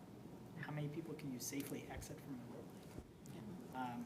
This is very different than how we would use a building for educational purposes, night and day. So you just think about the typical elementary school, middle school, or high school. Elementary school, when you have a parent night, you invite all the families from grades pre-K through 5. Everyone comes into the building, right? There's an occupancy for how many people can be in the building at one time, and what the way the language is currently written, they're saying that is the language that they use to determine whether or not the building is fully utilized. We would never operate at the occupancy rate. That's for special events, occasions, once a month maybe, twice a month, but that wouldn't be the benchmark that we would use for daily instruction. Right? Like, in any scenario, that just wouldn't be the case. So, night and day, huge difference. Again, we have to have additional conversations about what that looks like. Thank you. Additionally, I mean, because there's the occupancy sign right there in the back. I can't read it from here, but you're right, that would be the full capacity of a space. But there's also some inconsistency too in the way, like you were saying, how we even count. Because we have it per teacher, but also per building and room. And so there's actually 3 different ways to count it. Now, the law is saying occupancy, which to me is mind-blowing, it makes no sense. But we also have some internal dialogue between teaching and learning versus building as well. And I think you touched on this, Russ, when you say special education, and even the way we want to do career academies, or even the way we want to do, we had our whole staff come in here and say we want flexible spaces. I mean, it isn't the number of desks that we can put in. I mean, that can't be what we're counting anymore. So even when we think about, utilization, that isn't even modern. And that's what we're trying to get to with these ed specs and this ed visioning. And so I do think we need advocacy around this, and we need our community to understand what our State House is doing. But I think internally we also need to push through too about in that ed specs, and that's what we'll do in the technical document. We'll write how many students and all that. But even thinking about it differently too. So 2 examples that come to mind when you think about occupancy or utilization. Columbus Downtown High School. That is a building that was built and designed for our career technical education and programming. And so CTE programming requires lots of equipment in larger spaces. We built that building and designed it for that type of learning. So yes, the building is underutilized, but it's by design because we plan to have a full kitchen, and we plan to have labs, and we plan to have the cosmetology lab. It's huge, right? But that's the codes for it. You require that type of space. Another example would be Columbus Scioto High School. I don't see it on this list. It's on the other list. Oh, it's at the top. I'm sorry. Columbus Scioto. This is, again, another building in CCS that we've built and designed around specialized programming for students who need special ed services. And so those classrooms are not classrooms that would accommodate 25 students. We built those classrooms for smaller learning spaces to accommodate a smaller class environment. And so that was the intention that we had when we built that building, and it's been supporting our students. So there's lots of challenges that we would want to work out with how we use a building and how the legislation is defining the use of a building. Are there any more questions about this? Okay, so then we will anticipate more presentations on this, and the committee will be hopefully making recommendations to the board then about some of this realignment. If I could, the last time we were here, we talked about academic return on investment for single-gender academies. There were a number of questions that emerged from that. You have in front of you some slides that address some of those questions. Looking at enrollment over time, you can see that the enrollment has declined consistently over time for over a decade. It also follows cohorts into the 9th grade. We found that trying to follow cohorts after 9th grade became rather difficult because, well, frankly, these are small groups and there's attrition over time, and so it becomes a little harder to follow as we move forward. So I think this begins to address some of those pieces. I think it would be helpful to have some additional clarity around what the board and the committee would like to see in terms of academic return on investment. I think, and Mr. Cook, you could argue with me, the team worked pretty closely with your team as we were going through that. I think the analysis was probably a little bit more robust than typical academic return on investment conversation. No need to argue. Okay. So I think it would be very helpful to understand really what the board and or committees would like to see in an academic return on investment analysis so that we can tailor our work to meet that expectation. But again, a traditional academic return on investment conversation tends to be much more succinct than what was provided. And yet when we came, there were lots of additional questions. So really trying to understand how best to fit that together. So I think maybe this, Ryan and Kevin, I'm not sure what you're going to talk about in a second, but I think the problem is that we do not have a definition yet for academic return on investment. And so I think that we need to foundationally come back and say, what does that mean for CCS? Because we're all kind of using it, I think, a little bit differently. And I think that would help define. I'm pretty sure, though, based on our committee's questions, like, that's what we want to see. So sorry, that felt like a lot. But I mean, you know, as a board member, I'm trying to make sure every dollar, like we're about to go do, you know, budget beans, every dollar that we are, you know, getting is going to improve our student outcomes. And for us, that is, you know, our goals that we have set as a board, but also making sure that the values of our community are met. And so, you know, we have to be able to show that through data and follow our students from pre-K through graduation. And so I'm not the data person, but like for me, like that's what I need to be able to go and explain to the community, right? Well, if I could, just connected to that, the last time I was here, I talked about that. I think a traditional academic return on investment conversation tends to end as students exit the building. It tends to be connected because anything after that is a lagging indicator. So I'll give you an example. When I was in Cleveland, there was a community-wide conversation around trying to get more students ready for college, to persist in to have access and to persist. And so there were the indicators connected to all of the above. The readiness was largely tied to the K-12 systems. Access and persistence were more about higher ed for it. We didn't measure the K-12s necessarily on graduation rate from college because there's so much that happens during the college experience or connected, for example, to access. Did they have funding? Was there adequate support while students were in college to be able to help them get through the process? Lots of things that are outside the agency of the K-12 systems that were involved in that initiative to do something about. So when we have lagging indicators, when we talk about a middle school and a high school graduation, for example, there's a lot that happens in 4 years of high school. But with all due respect, we control that entire experience for our student. So yeah, I get what you're saying, but I'm sorry, when I have a pre-K student, I want to know my student is set up to graduate and be successful in 13 years. Because we want our families to stay in our system. So when you say, and that's how our goals are set too. Like we're benchmarking because we know that if we're not hitting third grade reading, it's harder to hit the eighth grade or the eighth grade math, and it's harder to hit the graduation requirements. So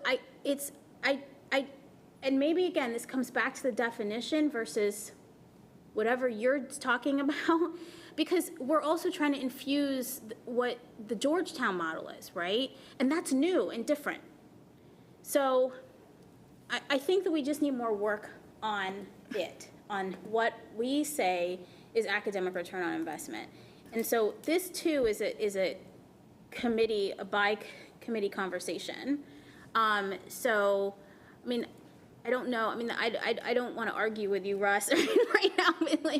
But I mean, I feel like we just need to come back and pull up and say, what is our CCS definition of academic return on investment? And that's what I'm asking for. Is Yeah. let's get clear about what that definition is. Okay.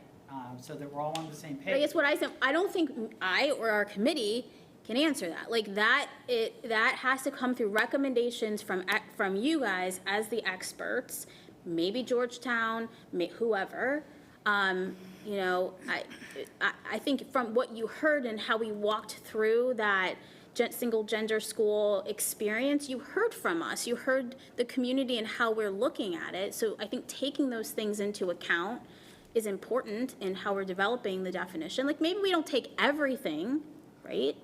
But I think that you get a feel for what it is. Ryan, you keep shaking your head like you're like, I'm ready, Jen, go. No, I think it's a perfect segue into what I will call our project on academic return on investment. So we have a cross-functional team.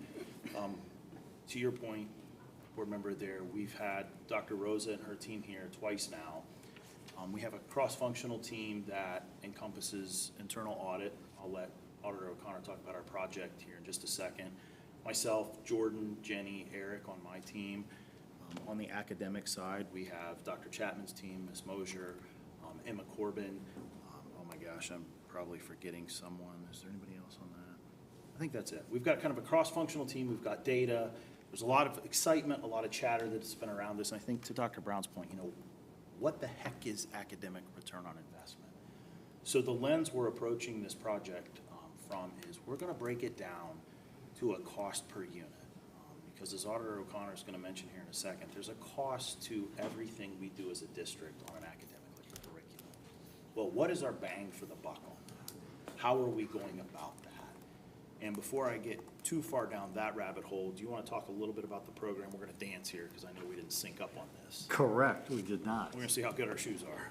Well, I think the one thing is it just has to be collaborative across everybody. I mean, we have to come up with a definition we're all willing to live with and then start putting pieces in there and measure it according to that definition. So that's, I think, the key to this.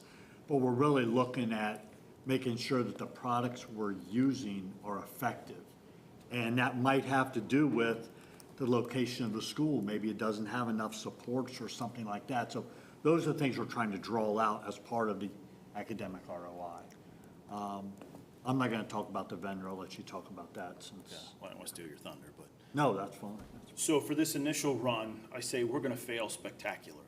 And what I mean by that is we're going to learn a lot as we go through this process. I think we have an excellent process laid out. It's cross-functional. Back on, I believe, May 5th, the board approved reading curriculum, Houghton Mifflin.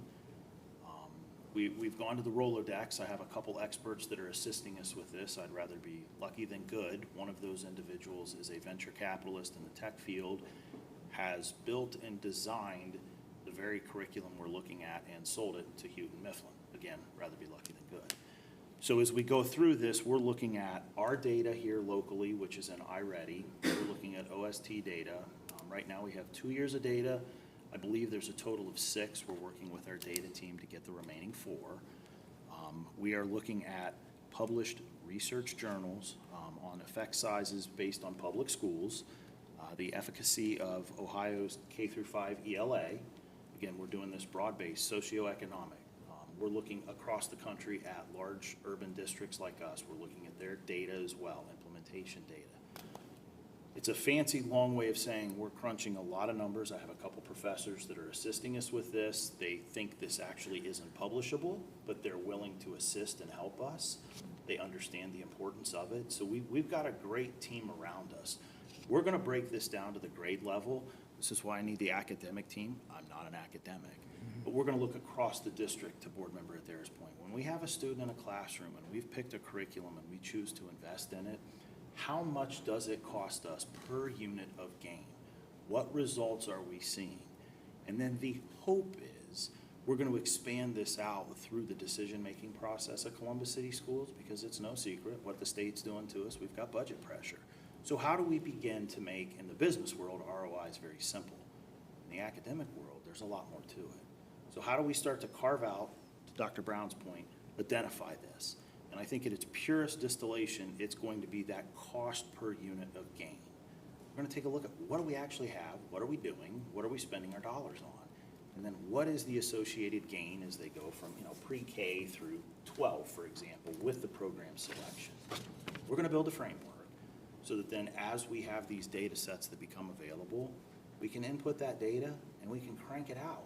And then when we have conversations in committee or at the board table, like with Houghton Mifflin, for example, a $988,000 purchase, is it maximizing what we want it to do? As we look at curriculum RFPs, we'll have data on what we can do. Maybe we can begin to shift the narrative on contracting. Big push right now nationally on outcome-based contracts. Do they deliver what they say they're going to do? And we're going to have this data nationally normed for us to look at. And that's the model we're trying to build. But for us locally, what's the bang for the buck? When a student moves whatever amount of gain, what was the cost for that? What's the most effective and efficient that gets the results they need in the classroom for the board goals and guardrails, and also OST and state? So we're getting there, but it's that cost per unit of gain. It's complicated, we're cranking through it. Anybody else? This is hurting my head, I'm not gonna lie. So it's almost like again, I think we need words first, words about what we're saying. You're saying unit or cost per gain. Mm-hmm. Okay, so that makes sense to me. But then you're saying it's by grade level, and then you zoomed way down into a curriculum. I know you're trying to test something, so that's okay. Correct. But, I mean, I guess we have these goals, and we have the goals, so I'm not sure why we're not aligning to data we already have. And then this totally doesn't fit what Russ presented when we talked about the Boys and Girls School. It was they're both very important conversations, but they don't mesh together. Those are two different conversations, I believe. We are using our data.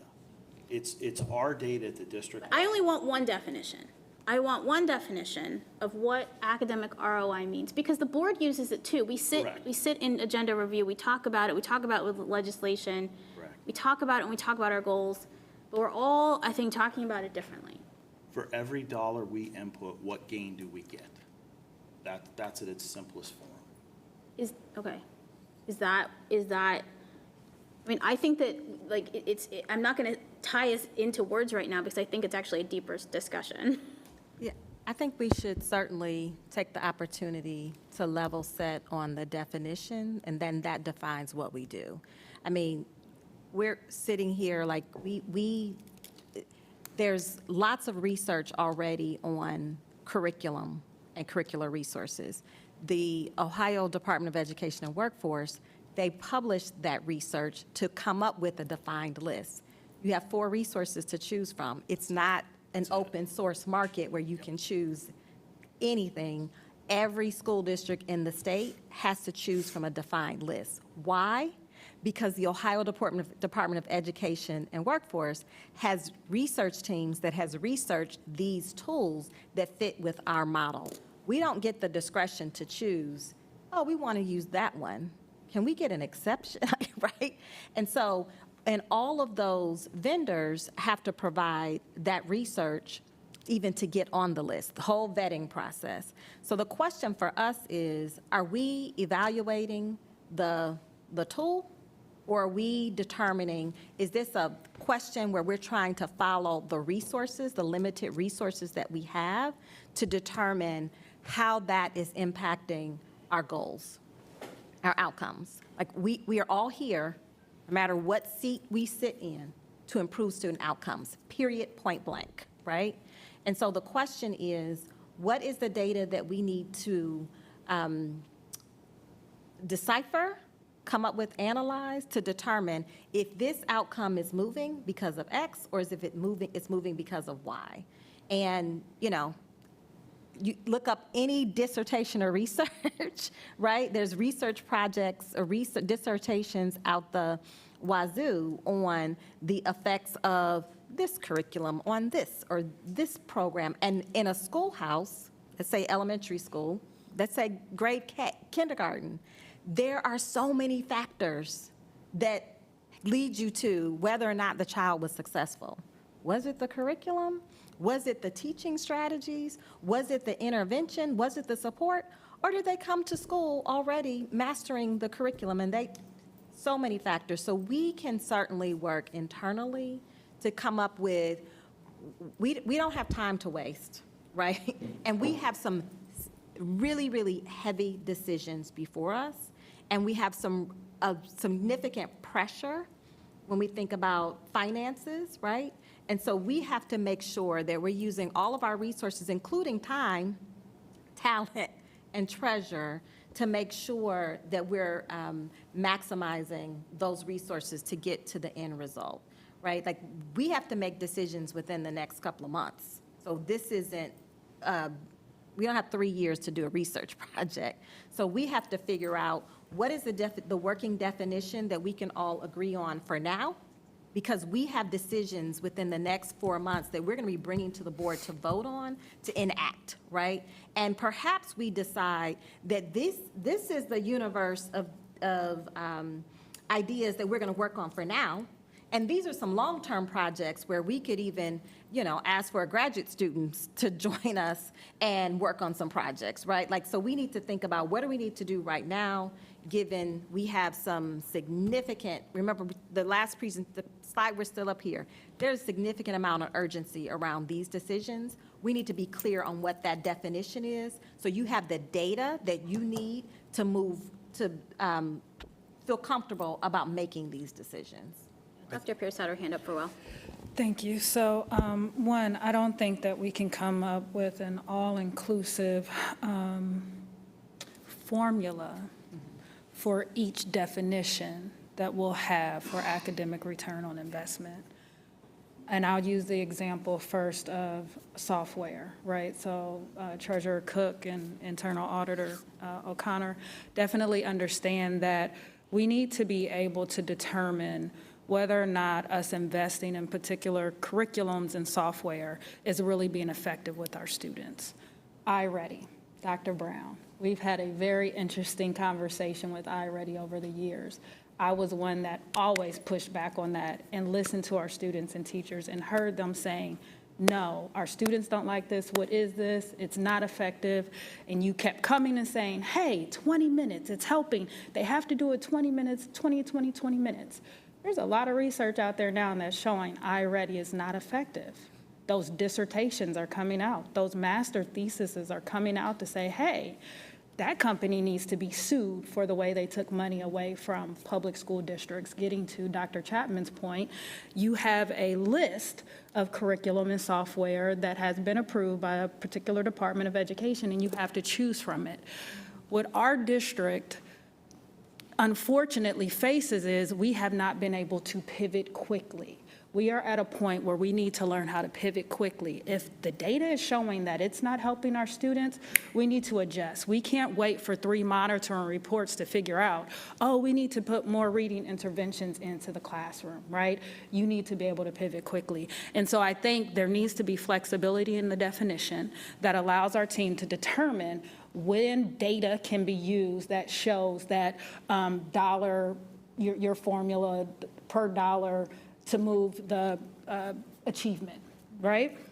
But I think in our last meetings and our continued conversations about single-gendered education, that's a program, a little bit differently than curriculum, and it becomes tougher to figure out, well, what data are we looking at? Are we looking at enrollment? Are we looking at confidence and self-esteem? Are we looking at the opportunity for guest speakers to be able to come in and really impact a student's life on a personal level so they're ready to come in and learn, right? And so I think, like Jen, Board Member Adair, as you're getting to this point as a parent, you want to see that your child is going to be successful academically, socially, emotionally, and all of those things. And I think we have to give ourselves the grace as a district to understand that while we might come up with a very inclusive definition, how we choose to operationalize that is going to be very specific on context, on program, on timeline. There's a number of factors that will go into that. And so I don't think it's an easy conversation. It's not an easy conversation. So we have to give ourselves grace with it. Yeah, I don't want to get hung up on the definition either. Return on investment is a very simple business term for us, and what we're trying to do, instead of looking at the investment that we gain from a dollars and cents standpoint, it's the academic return that we get for that investment, to your point. And it may not be applicable to other soft items, but as we buy software or a curriculum, that's really what we're trying to look at. So I don't think there's any intent to make these research projects. Again, it's building the formula, standardizing it for those, and then that's why no argument on Dr. Brown's. I think those are two different things. Yeah, but Ryan, I sat through Dr. Rosa's thing twice. And one of the biggest impacts I got from her was really the beans. But, and it's about understanding that every dollar that we choose to put somewhere will have an outcome. And so when we choose to spend X amount, like we talked single gender, X amount of money for this program, it means it's not going somewhere else. And that's a choice. Correct. And so for me as a board member, when we are making these choices with our community, that's what I want academic return on investment, because that's the way Dr. Rosa talked about it. It's a way to communicate with our community.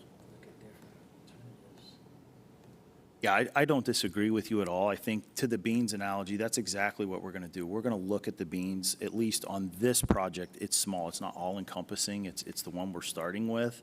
I haven't read all of your report. It's quite lengthy. I need to revisit it. I think there's pieces of AROI in that.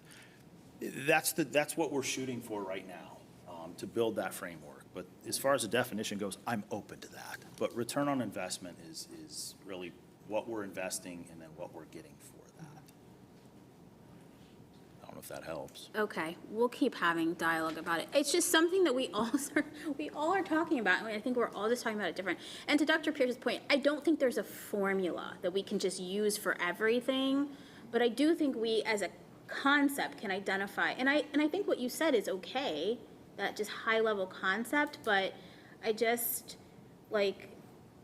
we all kind of will use it in our own way in silos. Like, I'm going to use it differently as a board member. You're going to use it differently as a treasurer. Like, you know what I mean? But it's right now, this conversation feels like we're talking about like 5 different things at once. I think what Dr. Brown put together is very wide and broad. I think there's pieces of this within that. I don't want to pigeonhole that report to just straight up academic ROI. I think there's a lot more to it than just that. Financial. Yeah, Financial, there's academic, finances, there's programming. academic, there's programming, We looked at. but you can't just return on- narrow it. Unit return on investment. Yeah, it's in there. It's It is in It's there. part of it. Yeah, But yeah. we provided a lot of context, and I think one of the things that's very important to me in this conversation is a strict mathematical formula is assuming cause and effect. It's not taking into account any of the intermediary factors or fidelity of implementation. And so I think it's incredible, and those are sort of the core of the questions that I heard here. What about staffing? What about long-term? What about this? What about non-academic factors? None of this is value-free.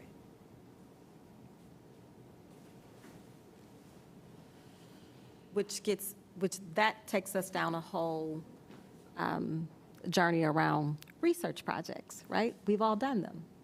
Master's, doctorate, you have to rule out all those variables.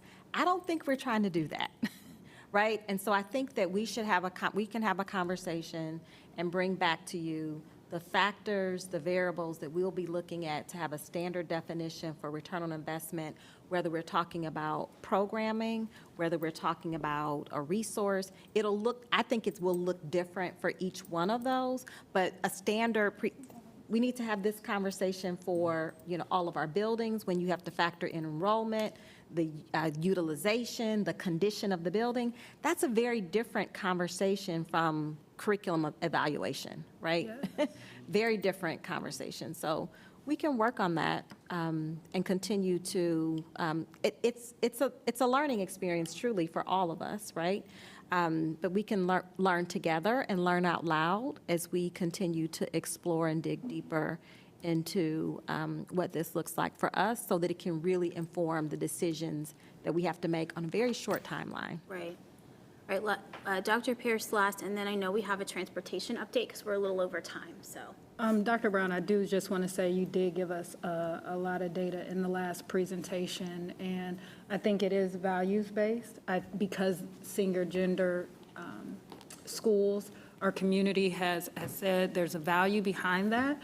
And we see that in this particular instance, some of the data is showing that we're not getting a good return on that investment. And I think as a board and as committee members, it is tough for us to sit and make, also as administrators, not to leave y'all out, but I think it's tough to make that decision on ultimately, will you keep that program or will you invest those dollars elsewhere? And so I think in giving ourselves grace when we come up with these formulas, which will be different for different contexts, curriculum versus programs, we also have to be very clear with our community that while we are investing in other ways, we still center the values behind what you all want and what we want for our students. We just may have to do it differently. Thank you, Dr. Pierce.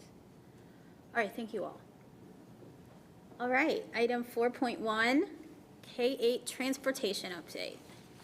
Yes, thank you to our team, and they already know that Board Docs has the entire presentation. Rodney, Devin, welcome. Great, thank you. No, not when it comes to transportation. Let us have it, please. Good evening, Chair Adair, members of the committee. Thank you. Tonight, we're going to give you a high-level overview update of the process of K-8 choice and how that has affected transportation for this year. As Ms. Mercer said, there are several slides in here. We're going to be brief and go through a few of them.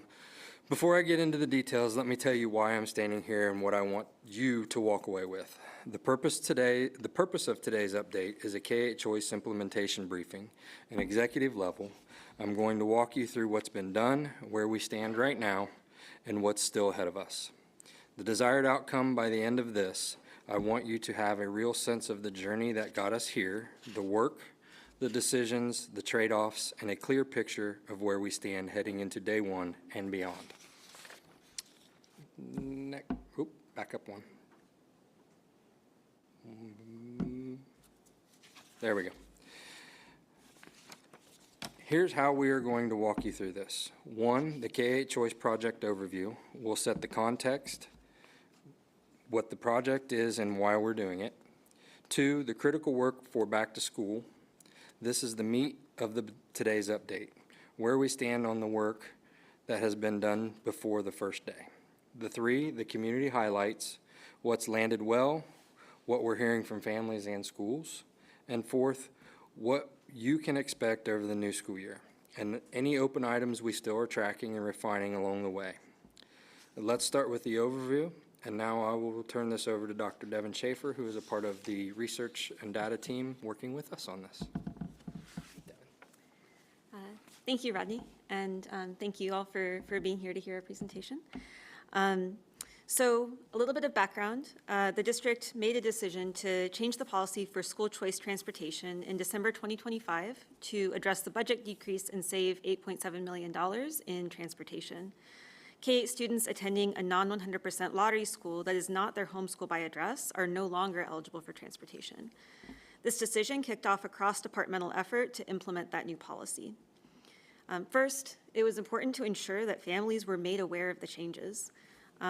Over 4,000 students were initially identified as no longer eligible for transportation, and ultimately over 5,000 students were impacted as address and enrollment changes were a moving target to follow and ensure that all families were notified. Families were guided through a survey to gather their enrollment and transportation plans for the upcoming school year, as well as the process to request a return to homeschool by address if desired. The routing team has worked hard to develop efficient routes, which are finalized and ready for dissemination on Friday. And the final objective, which is unchecked as of now, but we are prepared, is to be ready for a possible 20% swing in transportation changes at the beginning of the school year as compared to 10 to 15% in typical years. Outreach was a massive effort involving training and thousands of emails, flyers, and personal phone calls made to families. Over 1,000 students applied to return to their homeschools by address, and 80% of these were approved. The transportation team worked through multiple rounds of routing to optimize routes and obtain the reduced number needed to realize the planned savings, landing at 418 routes, 12 fewer than our target. A new challenge arose during this process. Because of attrition, we have fewer drivers than are needed to operate these routes with expected driver call-off rates. We're addressing this through a multi-pronged approach targeting retention, recruitment, and the training pipeline, as well as partnership with vendors for temporary routes to bridge the gap as we augment our internal team. The project would not have been possible without critical support components. On the data side, the team has updated our systems to clearly indicate student eligibility under the new policy and facilitate its implementation smoothly. We have improved reporting and have monitored key metrics to support the progress of the initiative. HR has worked to streamline the hiring process for drivers and provide additional staff for our call center at the beginning of the school year, when we expect to have increased call volume. And IT has arranged for additional call center stations for the augmentation, as well as capability to provide routing information to families at the back-to-school fair on Saturday. And there are extensive details in the slides that follow, but now I'll turn it over to Rodney to wrap things up. Okay, if we can skip to slide 24, I'm sorry. Okay. This is the next 30 to 60 days, where the work shifts from launch prep to sustaining and stabilizing. 7 focus areas, and I'll be honest, some of these are further along than others. The K-8 family, student, school, and community communications. We keep monitoring inquiries and build additional communications if we see gaps. This isn't a one and done. It's ongoing until families understand what's going on and are communicated to properly. Call center augmentation. We watch call volume and decide whether we need the next phase of support or can start pulling it back. The back to school fair. We're reminding families about routes through parent portal and at the back to school fair on August 15th, as well as social media and news outlets. The driver readiness. This is the HR and community partners working to recruit, retain, and prepare drivers. It's the connective tissue for everything below it. The driver retention. The three things here: enhanced culture and support efforts, speeding up the already licensed onboarding pathway so those candidates can move through faster, and a driver pay regional analysis for potential changes in the future. The bottom line across all 7 focus areas is to reduce the dependency on the bridge, get drivers hired and licensed faster, and keep communication tight enough that problems surface before they become escalations. So that will complete our presentation, and if we have any questions, we can most definitely answer those.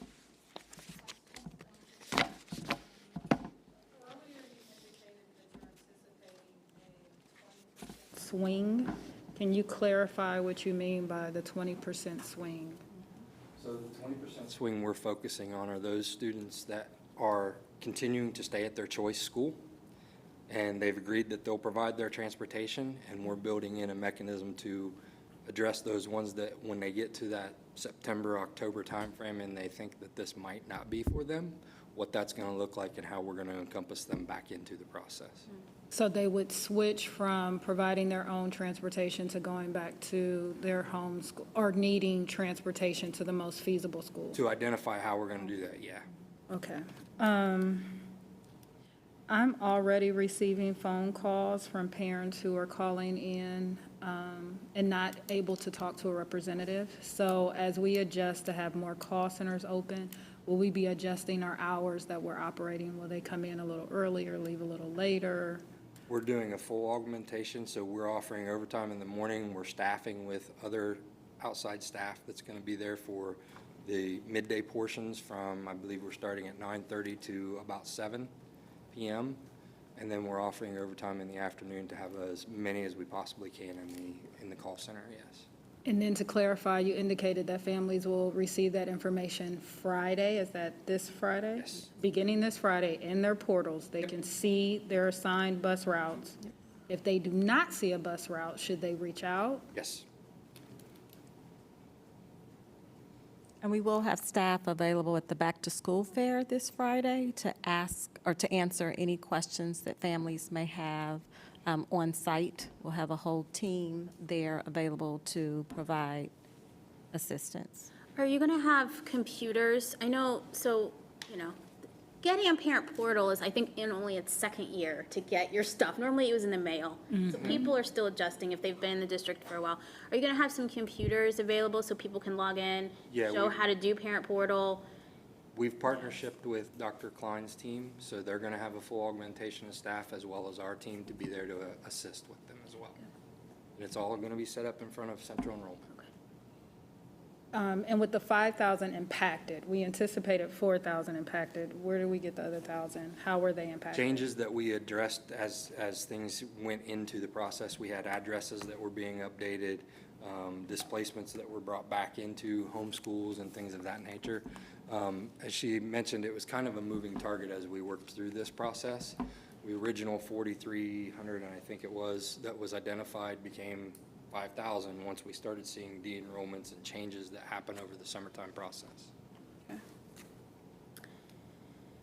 If we have families that are in the 100% lottery schools that have not been offered transportation, will they get in lieu of transportation payments? They should 100% have transportation. Thank you for sharing that. They should. So if they're 100% lottery school, they're all eligible for transportation. So we are still getting updates. I know Friday we had about 600 students that came into our system upload, and then yesterday there was about another 300 students, but our team's working through those right now. Okay. And so could it potentially be that some of our families that are experiencing, we have not been assigned transportation or know of transportation, have not been properly assigned to their lottery school yet? Maybe they're still at a home school, so we're still getting numbers and adjusting with some school assignments? Could that be a potential? It could be a number of factors, but we would have to address that on a case-by-case scenario. On Friday, all families will be able to access their enrollment. They already access their enrollment, but their transportation will be assigned. And if any family does not see that information in the parent portal or there's an inaccuracy, they should definitely reach out so that we can work with them. Awesome. So, Chair Dare, this is a request to you. If there's any way that we can notify our colleagues just via email to say, hey, if you're getting calls or questions from families, that by Friday they should know their school, their transportation by Friday. If after Friday, then contact administration. Yeah. Also, when transportation is part of IEPs, that has come up too. That's covered. So I think people are a little confused too. And again, it might just be situations where they're not yet in, or things are changing, or whatever. But the best course of action is to call either central enrollment, transportation, depending on where the issue might be. There is one point that I want to clarify about the IEPs. Okay. You may be a student with an IEP, and Section 8 is not a necessity for you. Yes. Meaning the transportation, so you would be treated as a general ed student. Yes. So that may be, Yes, the IEP team has to determine that transportation is It has essential. to be checked in and it the has to IEP. be. Yes, so that's, again, that's a team That's right. decision. Written down. Yes. in it with a check in the section. Yes. Yes. So a couple of reminders on this note. One, we want all families check parent portal right now, today, to make sure your current address is up to date. Your current email is up to date. Your current phone number is up to date. and continue to make sure that we have the most up-to-date information. We ask our families every year to do the annual update, which also reminds us of if there's an emergency contact number, if we can't reach you, who we can call in the event of an emergency, as well as making sure we have the most up-to-date contact information. That is critical information for us to plan, to do accurate planning, and to plan for routes, to plan for enrollment, to plan for classes, schedules, class sizes, and all of those decision points. I think we had one day last week where we had 700 students enroll in one day. One day. So we're dealing with a lot of volume at this time of the year with just new enrollments. Then we have families that are changing or transitioning and then updating those addresses. That all affects routing. On Friday of this week, we'll be pushing out robocalls, text messages to every family in CCS. That's why it's important to have the most accurate phone number and email address, so you can receive the calls alerting families to check Parent Portal now to make sure you have the information for transportation if you qualify for transportation. Again, our team will be on site all day on Saturday. This Saturday, August 15th, on the campus of Fort Hays from 10 to 1. You can answer any of your questions. You can also call our enrollment center if you have questions about your school, the school of assignment. And then we can also call our transportation team if you have questions about transportation and the information that's uploaded in Parent Portal. So stay connected. This is part of the back-to-school season of the planning and the preparation that goes on behind the scenes and in our homes as we prepare for a smooth first day of school next week, Thursday, August 20th. Can I just say I appreciate that you directing the parents to start at central enrollment to make sure their information is correct before they call transportation with various issues. So yes, let's go to central enrollment and check the portal, people. Really quick, for and they're not HR, but for the HR side of things, I have seen the blasts on social media about the hiring. I'm wondering if we've ever thought about doing any more like testimonials or having some of our drivers make a video, because I mean it's nice to see a flyer, but I really think the point is our drivers are the first and last people to see kids, and they have such amazing stories, and they connect with our students and families. And so I think sharing more of that, and if could maybe draw more people in, because we're a great employer, we have great benefits, and I know we're looking at the pay. I mean, we did this in COVID, so I know we're paying pretty well. And so, I maybe we're missing some of that storytelling. I love that idea. If you have more ideas, please send them to us. Bus driver recruitment is all year, not just in the summer.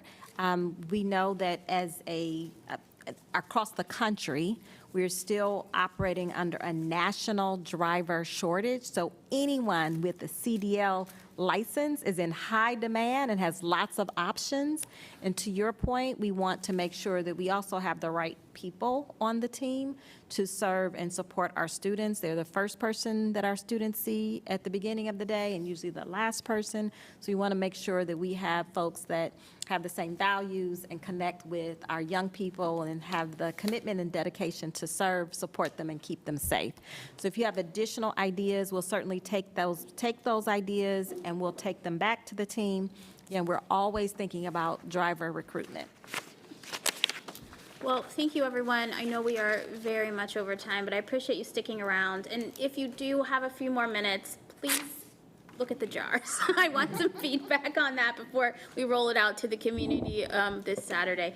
So thank you so much. And with that, I will just take a motion to adjourn. Motion to adjourn. Is there a second?